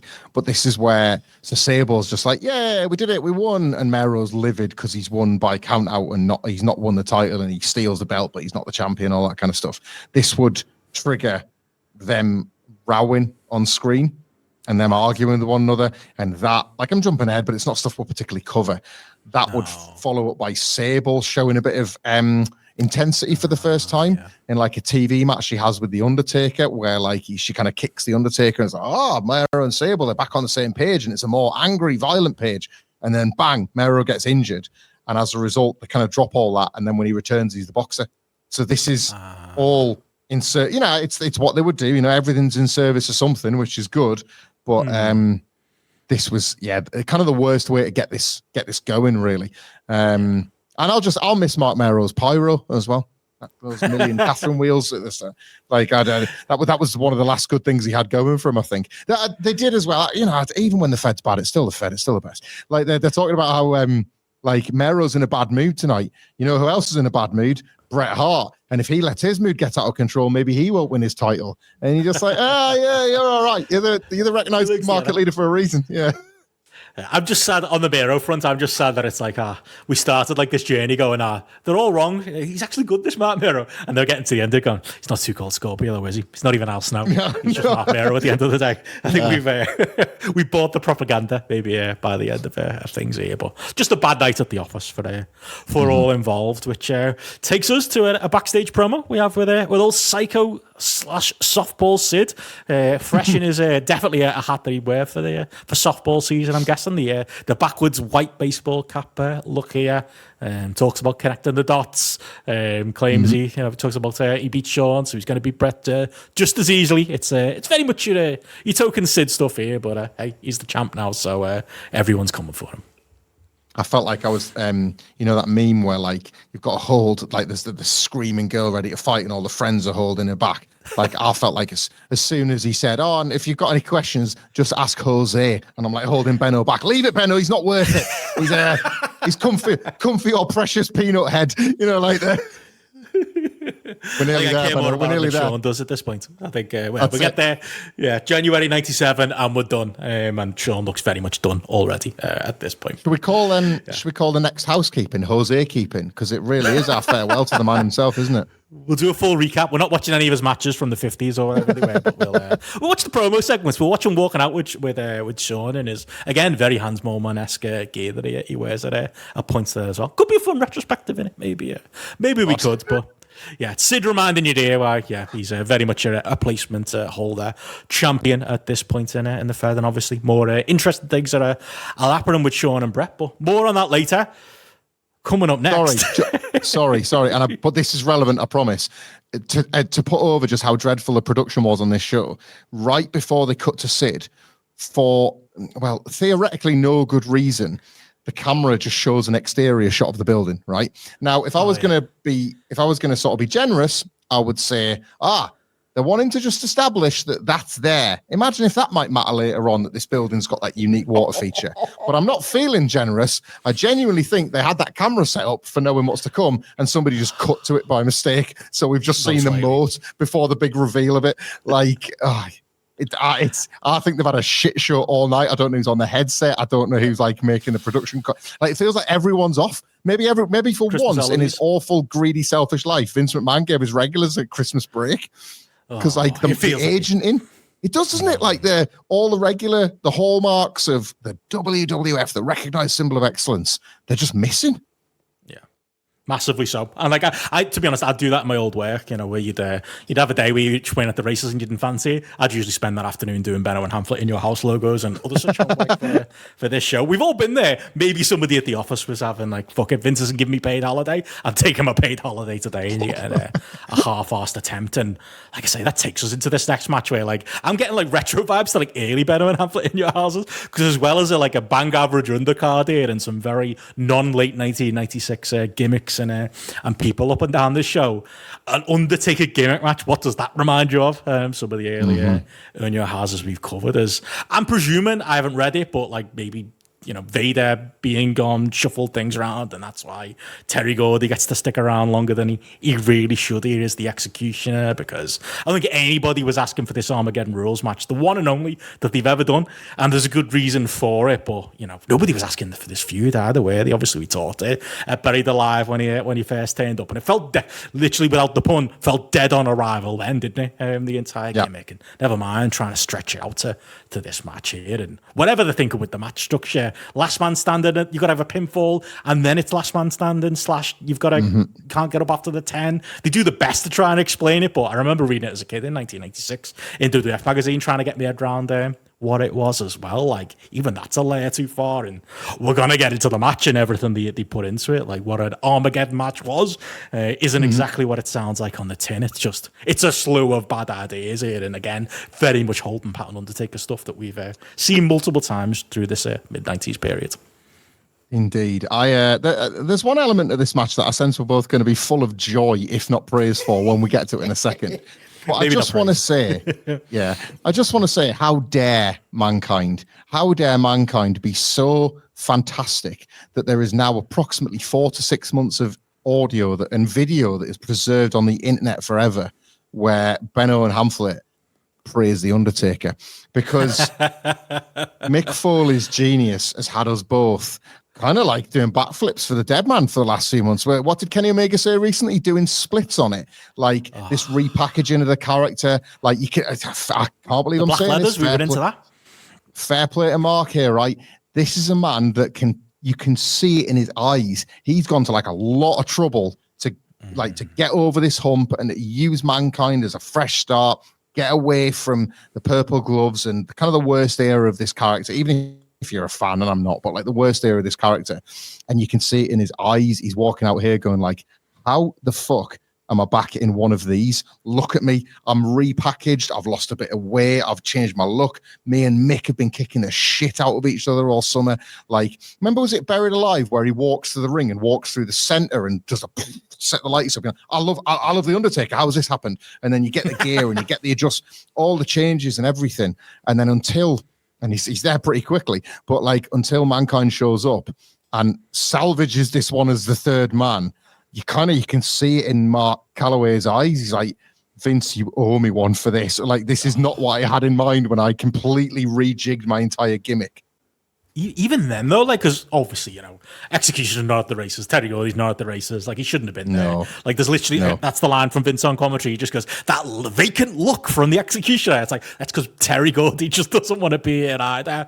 Yeah. And it's fucking, I'll sympathize with me and Mark a little bit in the early going of this, because it's all over the place. Like, Gordy can't even take a back body right. He lands on his feet pretty much off it, doesn't he? Like, there's a point where, like, even manages to botch running into Undertaker's foot. Like, Undertaker literally almost falls over because he runs at him that hard. It's like, it's not a shoot, brother. Slow down. And at that point, you can, we're used to seeing the soul leave the Undertaker character's body. You can see the soul leave Mark Calloway's body. He's 100%. Done from that point on. Because like they try the same thing Hunter did in the Miro match. Like they do the upside downy in the corner, and he just gets stuck, and you can just see it written all over Undertaker's face. Like, fuck, like Gordy tries to like post or like just come and kick me, we'll make this make sense, and you just tell him he's going, oh, for fuck's sake, I'm gonna have to go into the corner and fight this cunt. Right down to like, I feel like the case even hits Mankind, because when he does get involved, as you mentioned there, even he falls on his face, doesn't he? Again, we've had multiple spots in the night where they pulled, there's another one later on in the night where they pull the mats up. He trips over the mat on the way there. The commentary has to sell it like he's going for a chop block. No, that's Steve's move. So that fucks up. Yep. And at that point, I feel like me and Mark has really given up. Because like you say, it does get better when Foley gets involved. But all Taker just thinks then, it's like, fuck it, I'm just going to batter both of them. And that's what you get from that point on. It's just like, it's all of the worst aspects of all of these people, most of all Undertaker, and I'm actually half sympathetic on him until I got to the second part of the match and I reminded why I hate the cunt. But Jesus Christ, what a mess this is. Yeah, it does. It's when Mankind falls flat on his ass over the forgotten Shockmaster bump of Mick Foley's career, trips over a ringside mat. But I mean, I feel like as you say, you almost feel a bit guilty going in 2-footed on Terry Gordy, and you can see Undertaker in his defense, and we don't say that very often, is trying his best. So let's get to what we can agree was actually pretty fucking fantastic and shit hot and brilliant. And I watched it about 4 times. Because I was fully ready to wait another year to see our beloved house take a pummeling in an Undertaker match as we bade farewell. But we got an early Christmas gift for this one, didn't we? Because Jesus, this was class. This was absolutely class. Oh my God. It's almost like, I believe it if you told me it was a shoot, and Undertaker just got fucking fed up and was like, I'm going to bring this fucking house down. I'm going to do it with the bodies of these 2 men. He fucking tries, like it comes close. Mankind, because we've noticed that obviously what is sometimes like a Titantron is often just printed out sheets of paper for the big window on the set. For those that haven't seen it, as Benno points out, this match just degenerates into Undertaker battering them because there is nothing else that they can do with this. And it gets worse again after it's gotten better a little bit. But on this particular show, the In Your House window is just that. It's just paper and wood. And Undertaker just launches Mankind through it, and Mankind takes an amazing running header through it, fearless as always, just goes flying through it. And then Undertaker follows him through it and chucks him back out the door of the house. He's got Executioner. He throws him through the hole where the window used to be. And then the camera zooms out and you can just see the entire structure moving to the side as Undertaker just appears to be ramming Executioner's head against the back wall. That's the last thing Terry Gordy needs. But that house structure is just shifting to the left, isn't it? And you can't even see why. It's like a horror movie. What you can't see is better than what you can. True. If they just shot it perfectly, it'd probably be arguably worse, wouldn't it? Because I don't know how much of this is planned, how much is not. Obviously, they plan on getting outside, don't they, and getting to the big moat spot, which is unbelievably a thing that happens here. Like even like that down to like Foley being maced and taken out in a straitjacket by security. It's like it's on 50 ideas, isn't it? In one that they're just like, maybe they did know going in. Yeah, we can't trust Terry Gordy here to have a straight up match, so we'll just do whatever this is. It almost feels like. Shotgun becomes like Vince's vision of what ECW should be. This is maybe his vision of what an ECW match is. Like, we'll get the fucking straitjacket men involved and we'll do that too. It's so much going on, isn't it? That like, I'm not saying it redeems itself, but I was definitely sports entertained by the end of it. I'm not sure it was the stuff that was on purpose versus the stuff that wasn't. Nothing says Armageddon rules like an entire Secura Corps coming out and straitjacking one man trying to do a run-in. Like, is that's where they draw the line? You can kill a guy, you can try and drown him, but God forbid you get your mate to help. We'll send out how have they got a straitjacket, Benno? They're arena security. They're in like the green West Palm Beach t-shirts. Where we best send him off to the loony bin. Get Gorilla Monsoon out here to chuck him in the van. Like. We keep one in the ring van just in case, and this was the just in case. Yeah. Maybe that's what it was. The camera, I mean, let's get to it now, I suppose. We've danced around enough. So the camera, this is ambitious for 1996, and it doesn't work, but like this is the sort of thing you would see done a million times, and they'd get it right in the years to come. The camera attempts to follow the Undertaker out as he kind of chases the Executioner to what turns out to be like one of the exits of the building. But he walks up some stairs, and then we just stare at a staircase for 10 seconds. Like, you are staring at a concrete staircase for 10 seconds. And then you're thinking, well, something must be coming out of this. So the camera cuts back to the ring where you see Mankind and security guard. And then the camera cuts back to the outside where we fucking missed the spot where the Undertaker was presumably tombstone the Executioner on the concrete so that he can roll into the moat.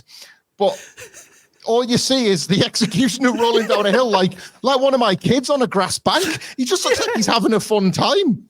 I think it would have been even better if they hadn't got that bit and they just got him sadly walking around the bottom of the moat like, oh my gear's wet now. Like, he just looks like such a sad figure, doesn't he? Like, I did not sign up for this shit. Like, this is not why I'm here. It's awful. It's awful stuff. It's funny, but it's awful. The commentators are like, it's like a chloroform rag. Oh, God, he's dripping wet. You can't see the water until the Undertaker turns him upside down and it comes off his boots. He just looks like a sweaty wrestler, doesn't he? Like, Sid's wetter than him on a normal night, let alone when he's been chucked in a river. Which again, like, I feel like maybe a more 2025 product would do it this way, but you didn't have to do that bit live. That could have been a pre-tape, surely. Like, just actually sprinkle some water on him, have him come out like all wet because he's just gone in the moat. Get that shot right. Like, don't trust your December 1996 production to pull it off because they just don't. And it leaves him as a shoot, having fell all the way down a hill, has to make his way back. And like, I was laughing at the time, but again, I feel bad for it because like, he has to come back to the ring. Like, I think he's supposed to be sprinting back to the ring to come back and get Undertaker, but he just does the world's most ginger jog, doesn't he? Like, just slowly getting back to the ring because he's gassed. He's done. He's just literally rolled down a shoe hill like he's got no chance. It's horrible. It feels like one big practical joke here on Gordy, this entire thing, and we were one Doc Hendricks appearance away from me saying that's confirmed because, good Lord, what were they doing? Do you remember this time last time? I think we've learned that. It was not. Did you remember this time last year on the December in Your House when Undertaker, like, for the umpteenth time, had shoved Mabel in a casket, and he's still in his purple gloves and he's got the mask on, but he does the championship belt thing, doesn't he, around his waist? I want the title. I want Bret's title. I am astonished that Undertaker didn't do that here and just go into business for himself, just to make it crystal clear. I'm not fucking around with this anymore. Like, his gear is torn. The Undertaker's become a real man in this Mankind feud, hasn't he? Like, we've acknowledged and admired the level of storytelling, the depth of character development, and here he is fighting a monster. And I'm like, if I'm like, you just sense that somebody was getting a bollocking for this, didn't you? Like, do not do this to me again. Like, we've moved past this. If you're probably saying something like, if you're going to give me one of these again, it better be the best one you've ever done.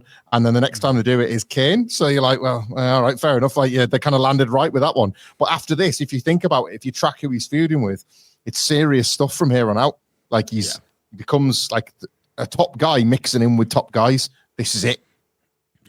And it's just, you can feel it. That's going through his brain here in the finish, because they don't even really give the gimmick of the match lip service, do they? It's literally Executioner runs back, gets tombstones, 10 count, it's over, and that's it. And that's probably the reason why you don't ever get another one of these, because I think they really knew how to work it into a match either, which is why you get all of that other daft stuff. But yeah, Mark does not look at the races here. He's hating every single second of it, and he just can't wait to get to the back after the match as well. It's just like, pin, it's over. We never need to see this Execution character again. And this phase of Undertaker's career, in his mind, is hopefully in the review here. Because it's just funny, we were very high on the whole, like, it makes sense, doesn't it? You turn Paul Bearer or Undertaker, and then you can start a monster factory for him. Like, that seems like the most obvious booking in the world. I can't believe they didn't think of that before we got to 1996. But it takes a little while before that properly kicks in as something that's worthwhile of his time. On the Armageddon Rules match, this feels like the second time in WWF history that somebody has tried to explain the Texas Death Match to Vince McMahon and he's misunderstood it. Because you remember the Savage and Crush one, where like you got the pin, but then you had 30 seconds to get back in the ring or whatever. They're like, it's decided. So then what happens? Well, then there's a 10 count. Right, got it. No, you don't, Vince. You don't have it. You've not got it. You've misunderstood completely. And then you get this as a result. I think that's exactly what's happened. And obviously the big show coming up in Texas in January, that conversation probably really happened. And it was like, no, we won't do it in Texas. We'll do it here. And we'll call it Armageddon Rules because it's December and it's the end of the world, apparently, because obviously they make that the pay-per-view as years go on. You can see the Vince brain theatrics working, can't you, to make this a thing. Just bad stuff all around. And we went out the woods with Undertaker stuff. So more fool us for saying nice things about the dead man this year. Normal service has resumed for now. But speaking of Benno and Hamflett recurring themes, we go backstage for a Bret Hart promo at this point. So we get a bit more of the Sunday morning superstars footage in here. Bret has a bit of an in-character moment that I'm sure you'll have takes on. But I think my favourite part of this bit is obviously we're building into our main event. It's Bret gets Bretted. And it's not Bret's music this time. It's Shawn's music that he's trying to finish his promo on, which is perfect as well because it obviously ties into everything that we're doing with these. And Bret gets the fume and moan about everything is for Shawn here as well. But it just made me laugh that, we've seen it happen so often with Bret's own music that, again, maybe it's the production layoffs or something like that. They got mixed up and they played Shawn's instead of Bret's, but works perfectly, doesn't it, into the character. I am fully prepared to just give the Fed the flowers here and say this is a perfect work. There is the Bret promo. They've been selling how angry Bret is, and they've been like making a point about it. And maybe it's a little bit to layer into the match that if his head's not right, that's how ultimately Sid might be able to beat him, that kind of thing. But Bret's everything he says is just laced with this cynicism and spite. He says because Doc, again, as you say, recaps the Sunday Morning Superstars battle. They've got the money's worth out of this brawl, haven't they, between the three? And Bret says, Shawn, he might interfere tonight. I wouldn't put anything past Shawn. I've had it up to here with Shawn Michaels. All I'm going to worry about is me. All I wanted to do is get the belt back from Shawn. But Shawn, you don't matter anymore. All I need to worry about is Sid. So he's just said the words, Shawn, you don't matter anymore. And then he gets cut off by Shawn's music. And he just fucking loses it. And it's this brilliant story of Bret. Gareth has said it on GRAPPL before, and I'm so glad that there's other platforms that talk about this. The greatest double turn is a double turn, but people don't understand if they're pretending it took place in one match because it's pretty much started happening over a course of several months. Bret Hart has the sort of argument. Drew McIntyre used this to great effect in 2023 with the WWE, but Bret Hart's got the argument here that even when he's done what he's supposed to have done to get his title shot, Shawn Michaels has been put ringside, and even when he's supposed to be focused and prepared, the excellence of execution, Shawn Michaels is interrupting his interview time. He's got all the ammo in character, in storyline to say something's off here. Like this is not the contract I signed. This is not the company that I came back. What are we doing here? And it's all building the frustration that's bubbling under that they're now talking about on commentary, that they're showing in backstage segments. Like, again, while Steve Austin never makes a single excuse for anything and just kicks people's ass, like the contrast is becoming so clear between who Steve Austin is and who Bret Hart has become. And it allows Shawn Michaels, like all of this hatred that he spews in that voice of his when he's just gravelly and half out of it. But like half the time he's right. And you're like, this prick's right about Bret. Like it's so well, like Bret's committing. Like I feel sorry for him because it's so well crafted to this character. And like years later, Bret would talk about how, I knew that there was a turn happening here, but I didn't want it to just be inorganic. And I didn't want it to, I'm a hero to people. They're not going to believe it overnight if I turn. And this, like everything about Bret, from the matches to the promos, everything, it always hangs together when you rewatch it. You can always trace it all back. It's he's the best for a reason, and everything from this point onwards. There he is with his glasses above his head.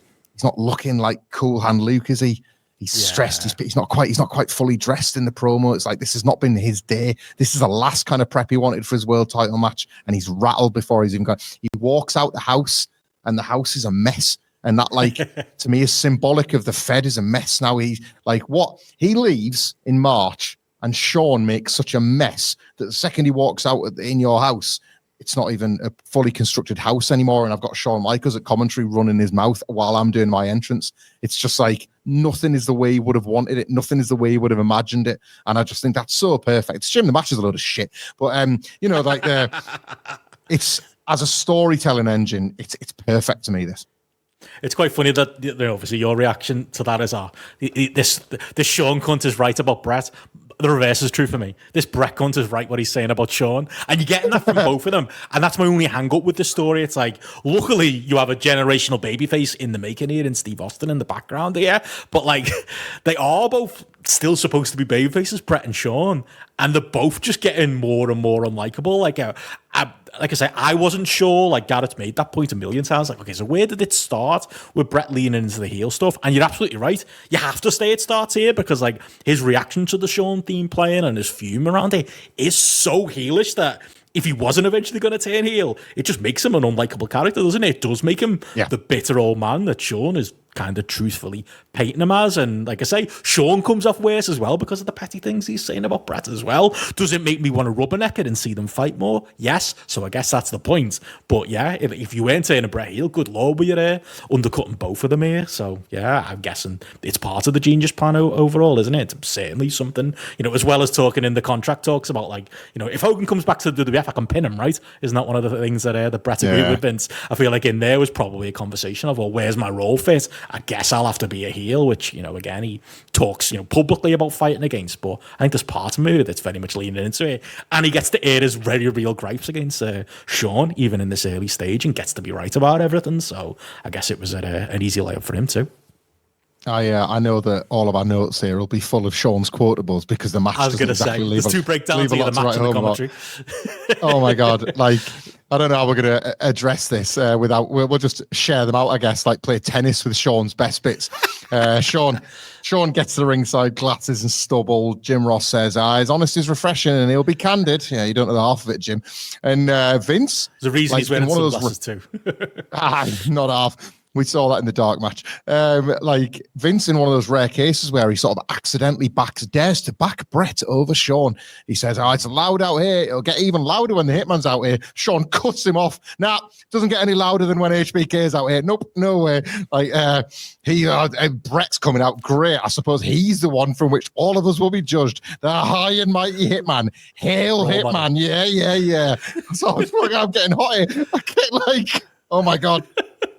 The Hail Hitman stuff was definitely not cleared by Vince or whatever remained of creative here in '96. I love that. Like I say, the stuff about Bret, his time off made him bitter. Even thrown in, like, he's equal to all parties. Like I say, the line in there about, Sid being an expensive piece of luggage, like, throws that in here as well. It's just, you can tell there's a point where, like, obviously when Bret does eventually make his entrance, Bret, you can tell he's kind of squinting to hear the commentary, because I feel like he's realized once he's got in the ring, like in his head going into it, it's like, yeah, well, Shawn's on commentary. I'm in the main event. I'm in the match. And he's got to the ring and thought, oh, wait, shit, Shawn's doing commentary on my match. He can say whatever he wants.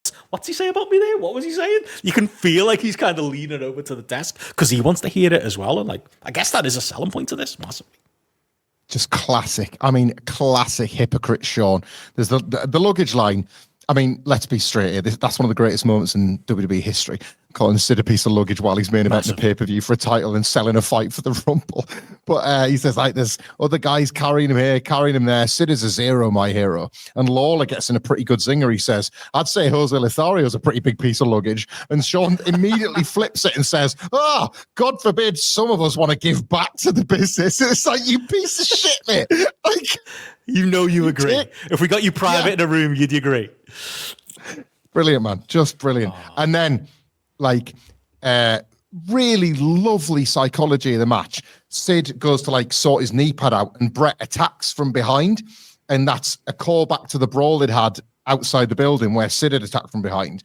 And Bret, obviously being so pent up and angry all day that he's willing to, like, actually back jump somebody, which the Hitman wouldn't normally do. And then Shawn just like buries him. Typical Hitman attacking from behind. It's like, no, that's the story, Shawn. You've got to remember at some point. Didn't he? Yeah. Like at some point, Shawn pulls it back, doesn't he? He's like, look, I've never said anything about Bret's wrestling ability, but like, so and so and so and so. But then he'll halfway through his own sentence, he'll just forget and then just get back on his bullshit. That's it. And that's their dynamic kind of summed up, isn't it? And that is the most interesting stuff about this. Like the match itself, like I say, aside from, like I say, Bret paying off that promo, as you mentioned there, that you can't turn your back on anyone. That's I could imagine on a Bret episode at some point in the future, if they ever do review this match, that line will be getting the credit that it massively deserves. And then, like, this match just feels like, again, they're trying to battle against the commentary that's happening, like with Shawn, which is far more entertaining. But it's also Bret feeling like he's having to, like, he's trying to tell a story here. He's trying to do the whole, I'm working a big man, so I've got a target somewhere, and he's working over, body parts. He's trying to work over the back. He's trying to hit, axe angles, back breakers. There's a camel clutch in there. He's doing his best. And then Sid just kind of gets up and gets on offense. It's just like, oh, right, fair enough. And Bret goes back to it because he's persistent and he forces it to be part of the story there. But it feels like Sid's got his own ideas. He hasn't seen the earlier matches on the show. He's like, no, I'm going to expose the concrete as well. I'm going to do something out there as well. And it's just, until Austin comes out, the masses, it's just a mess. It reminds me of like the earlier match that was a mess until Austin came out. And you wouldn't expect this from a Bret main event. And I think a part of it is that Bret is like, he's struggling with Shawn on commentary, knowing he's being overshadowed by that. And also struggling by, what Sid, who's now the world champion, is trying to direct himself in the match too. Yeah, this is a comprehensive win for Shawn Michaels, isn't it? If we're kind of like ranking them against like what kind of night do they have? Who has the better night? It's a clean sweep for Shawn Michaels because not only is he kind of stealing the whole show on commentary, but as you say, like Bret isn't just failing to get his story across, partly because like his execution's as gorgeous as always, but as you say, Sid's selling, not just even when he makes this comeback and just shakes it off, but even when he's actually selling the moves, he's not doing a particularly convincing job. So Bret is going work. And it is the back. And the whole thing's been built off this idea that like Sid attacked Bret from behind. Sid targeted Bret from the back. And Bret heard that line and was like, right, you big bastard. I'm going to get your back and then I'm going to attack that back. And that's going to bring, like, you can totally see it, can't you, from Bret's point of view? He's always thinking in character about how it would make the most sense. But where he's made like a strategic error in shoot, not in the fiction, not in the kayfabe, is that Sid hasn't got the chops. Like, you know how we talk about how like you could Davey wasn't really Diesel when it came to working with Shawn and Bret. Yeah. Like Sid's not Davey. So like you could do a 5-to-1 on it, couldn't you? On the lumps of meat, like who's the better lump of meat for them too? Totally. Bret would tell Davey, sell the back. And then Davey would sell the back and Bret would work the back. And there would be a story and there would be a comeback and there would be everything and so on. As you say, Sid will just pop up and do stuff. And then Bret's like, right, back we go again. It feels like this awkward reset. And Shawn Michaels is a month removed from giving Sid the best friggin' match he's ever had, ever. Like, and how did Shawn do it? He just did it by creating movement. Just always be moving. Never give up the speed, the comeback, the aerials. And Bret's technical stuff, by direct contrast, because these are a month apart, Bret's looks like the work of the dinosaurs compared to what Shawn was doing 30 days earlier. It's like, it's kind of a, like, optics-wise, it's kind of a nightmare for Bret, this one, isn't it? Yeah, and Shawn's probably lapping it up, isn't he? Like, loving that. Yeah. That's the case there as well. That's his case made for him by Bret, because you're totally right. Like, it's like the Austin interference adds something. You know, we gotta get another chop block, which I'll massively take. But again, that doesn't really become part of the story of the match. There's even, like, following that, there's like the awkward spot, isn't there? Where, like, the exposed turnbuckle they're trying to get over that they have to kind of go back to. That doesn't work. I mean, they nail the finish. There's at least that, but everything leading up to it just doesn't go the way they're planning, or the way Bret is planning is probably the fair way to put it. The term Bret takes the turnbuckle off, which again is that like heel leaning thing with a view of running Sid into it, and the idea is Sid's supposed to counter and throw Bret in, and they completely botch it, and Bret hits the middle rope, and then I don't know who called this, but they repeat it, and I was like, that's stupid. I've seen this. If there was a tape match, maybe not here on pay-per-view, lads.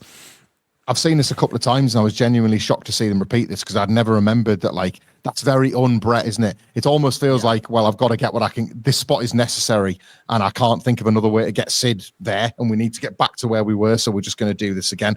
Shawn, like Bret's working the back, and Shawn's like, yeah, it's probably lined up for the sharpshooter. You know Bret's game plan. Same game plan. He's done it for years. You know, like give him a chance. What else? There was something else. It was when they put I thought it was like just my head canon. This is definitely not what they intended, but I thought it was nice anyway. They put the split screen on, so you've got Shawn like being filmed commentating and the match taking place, and then you've got the It's Time branding. And because the It's Time branding is black and white, it means that the In Your House logo is in shades of grey. And I just thought it was quite nice to have that while you had Bret and Shawn on the screen together as these tweener characters that just bicker with one another. I thought that was just quite a cute like coincidence, because it definitely wasn't by design. There's one baby face in this whole thing, and it's Stone Cold Steve Austin, isn't it? Like there, he just comes out and does what he says he's going to do and leaves. Like he's just fearless. Like the finish is brilliant. I knew you'd love the finish. What's so great about the finish is that, like, it's as if you've been watching this uncharacteristically bad Bret Hart match, and then second Bret and Shawn so much as bump into each other. It's like sparks flash out of them, because it's like, the good wrestlers, they're going to make this all right. It's so, like, energized and supercharged. Every little look, every moment of eye contact, every worked punch, every pulls a T-shirt over his head for the hockey fight. I am all the way in.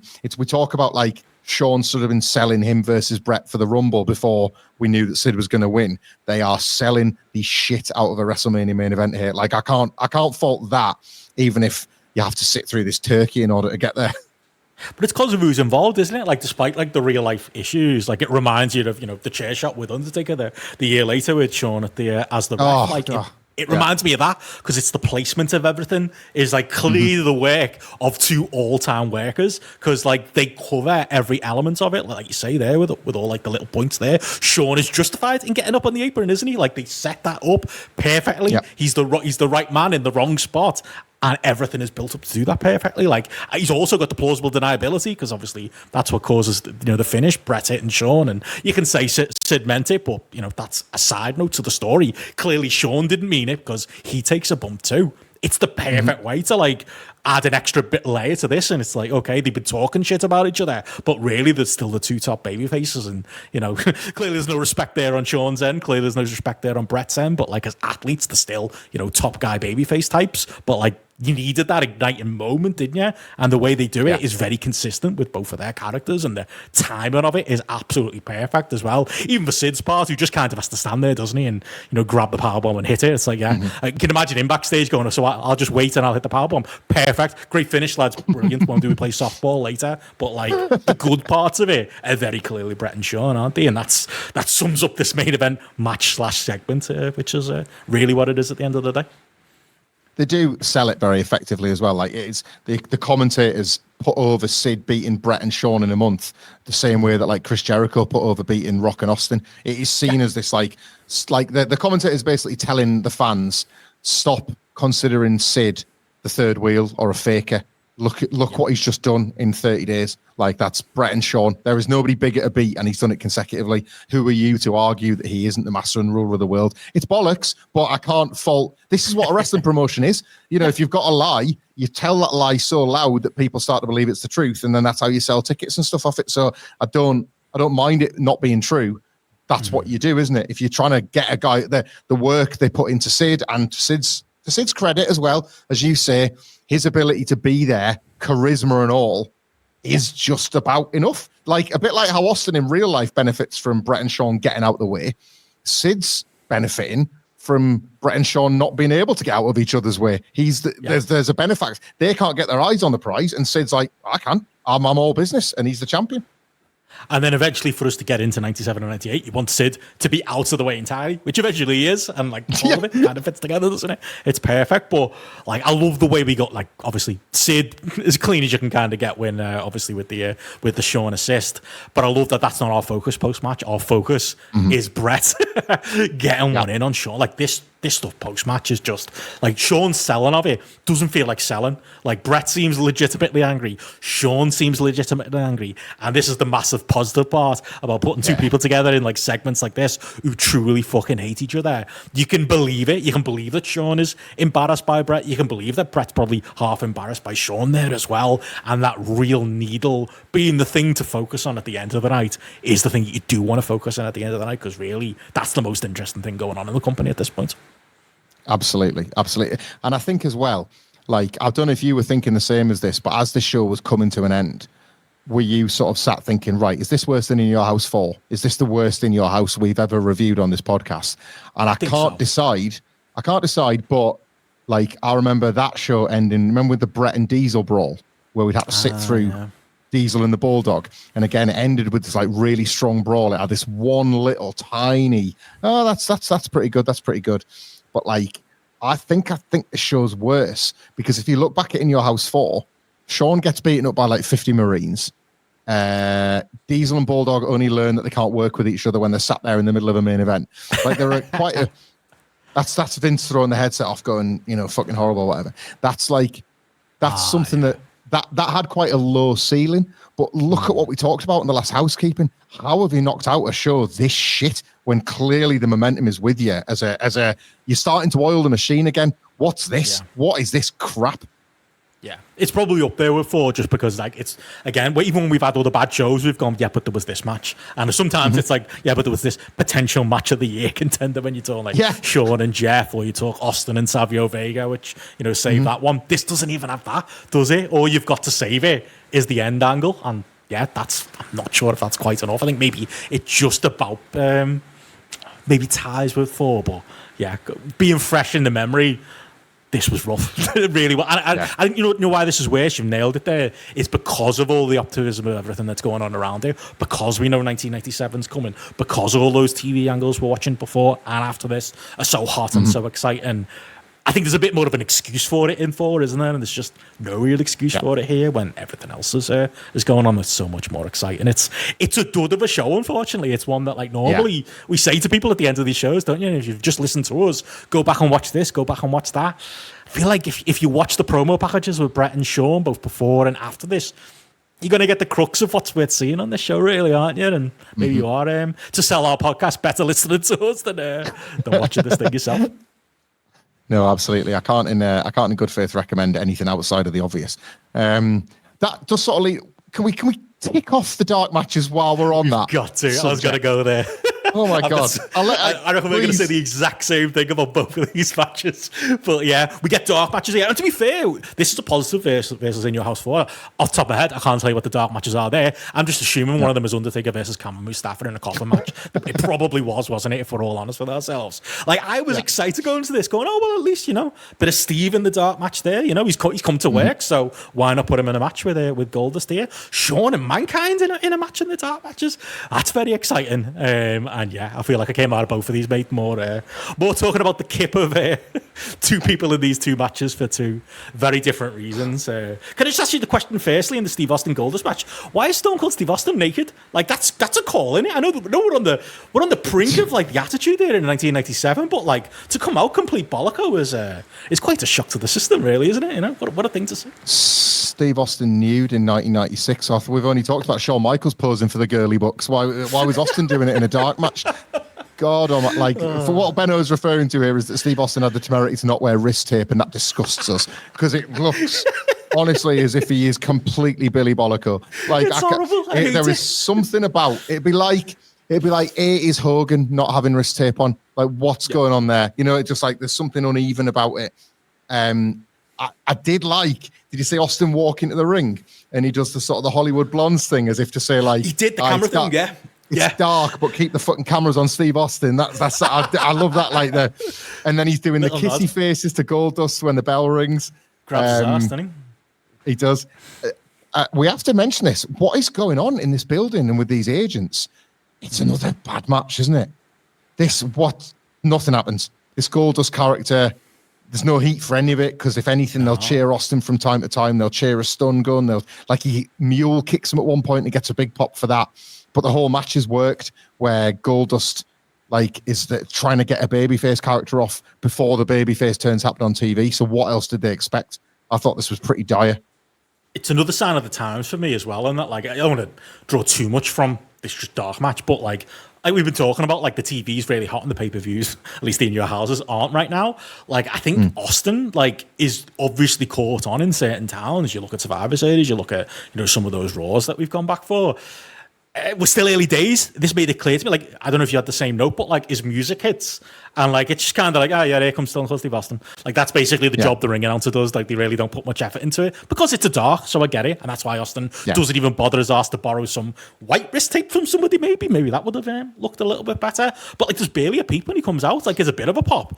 Not really much heat. It's even in a dark match, obviously, 6 months later, the place would come unglued, wouldn't it? It's almost like there's a bit of a delay. People aren't quite onto it yet that Austin is this, generation defining babyface that we're going to get to. And obviously that becomes, I think, quite a bit more illuminated in the Rumble itself. But it was a bit of a note to me to go, oh, you know what? Maybe, we're seeing it already. We're already seeing that he's putting the pieces together to be the Stone Cold Steve Austin we all know and love. But not all of the crowds are built the same, and they're not totally onto it yet. Absolutely.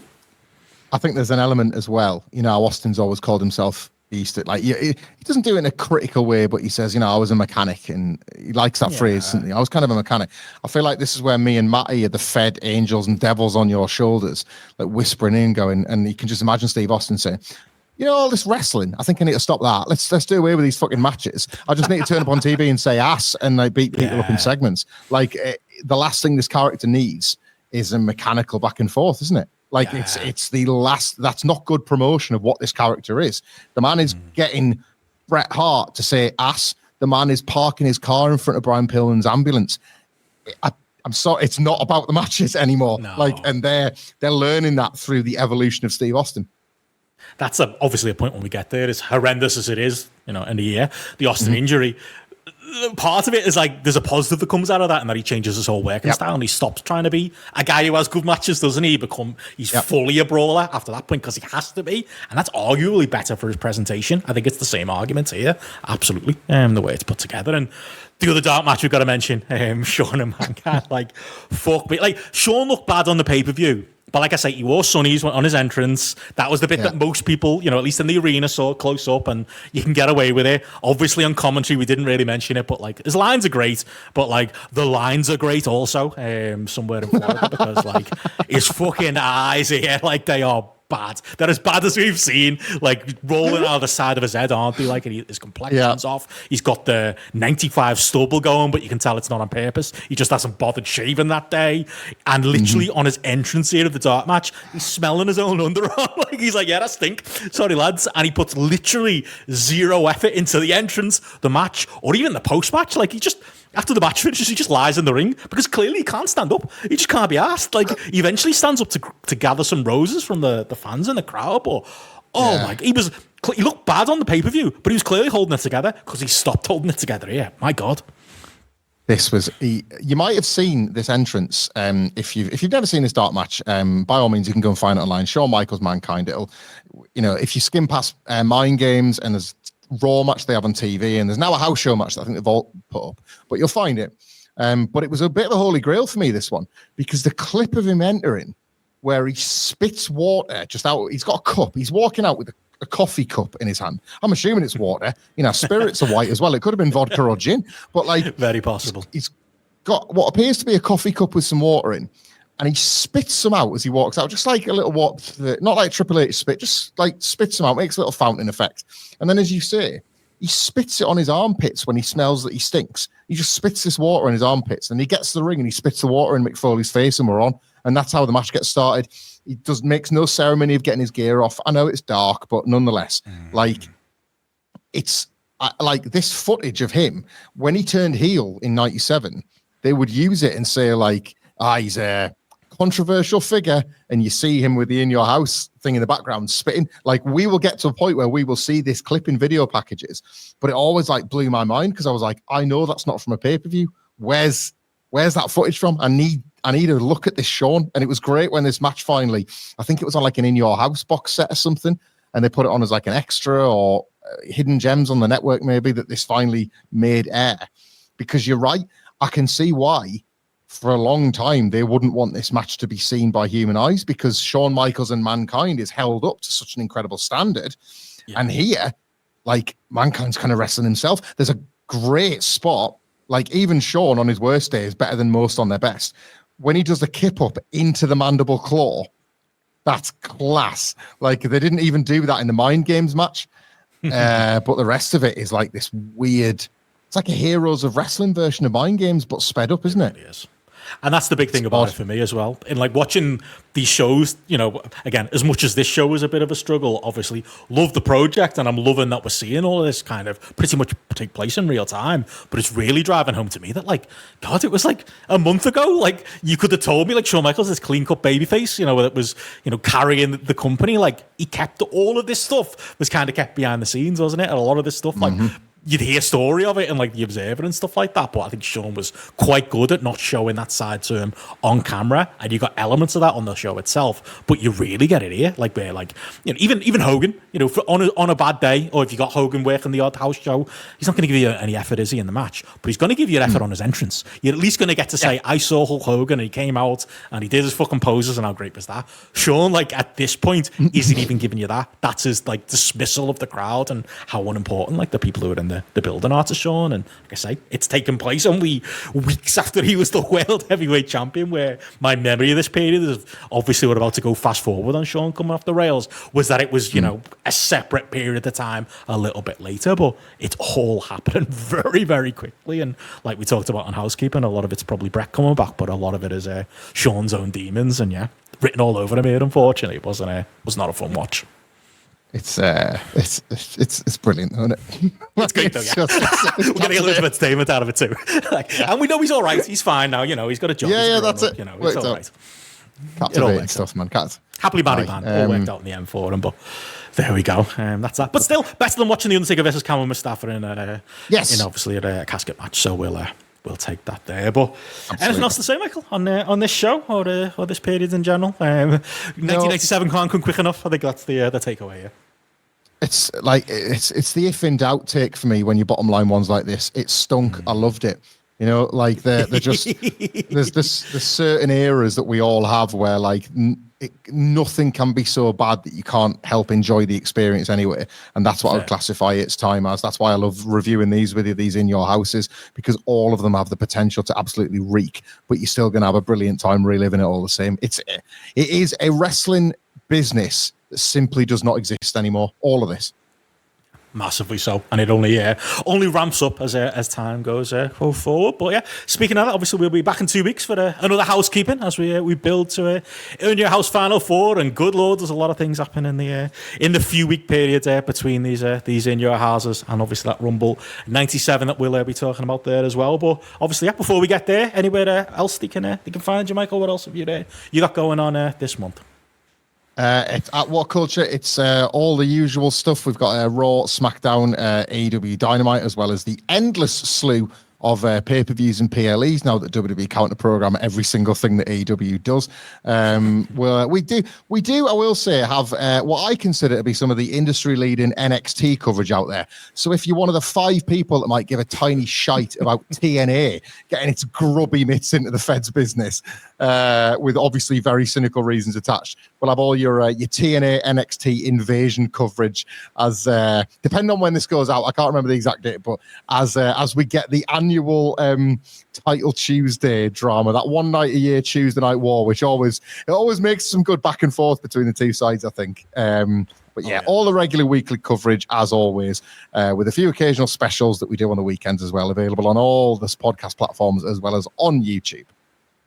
That's it. It's WWE versus AEW, but really, it's Sid versus Hamflett. It's Benno versus Matty. That is what you've got to look forward to over there and over on GRAPPL. Obviously, yeah, we'll be doing coverage as well. We've got plenty coming up. We've been trying to do some quick YouTube reaction videos as well. So if you're watching this on the Benno and Hamflett YouTube, obviously subscribe. We've got a few people who watch the videos who aren't subscribed, so that would help us massively. But also, hop over to the GRAPPL page and give us a sub as well. Like I say, get more instantaneous reactions to AEW Dynamite, some of Matty's hot takes on WWE related stuff going on over there, as well as the usual grind of the week-to-week wrestling. And we even just put up, obviously, our CM Punk and AEW show that one Michael Hamflett was maybe helping me a little bit behind the scenes, deciding that would be a show that went forward. I think you did that just for your own entertainment, mate. I don't know whether you've worked through the homework for it, but I had a long week going through the Punk homework, but it was absolutely worth it and massively worth it for the podcast as well. So definitely check that out too. Yeah, and as Benno says, we'll have a housekeeping coming up with the return of the 5-star match review and all the stuff that's fit to talk about between now and In Your House Final Four, where, if I'm not mistaken, it might not just be Benno and Hamflett sneaking in the house for that one. We might have a final 3. We might have a guest for that one. But until next time, thanks for the house. See ya.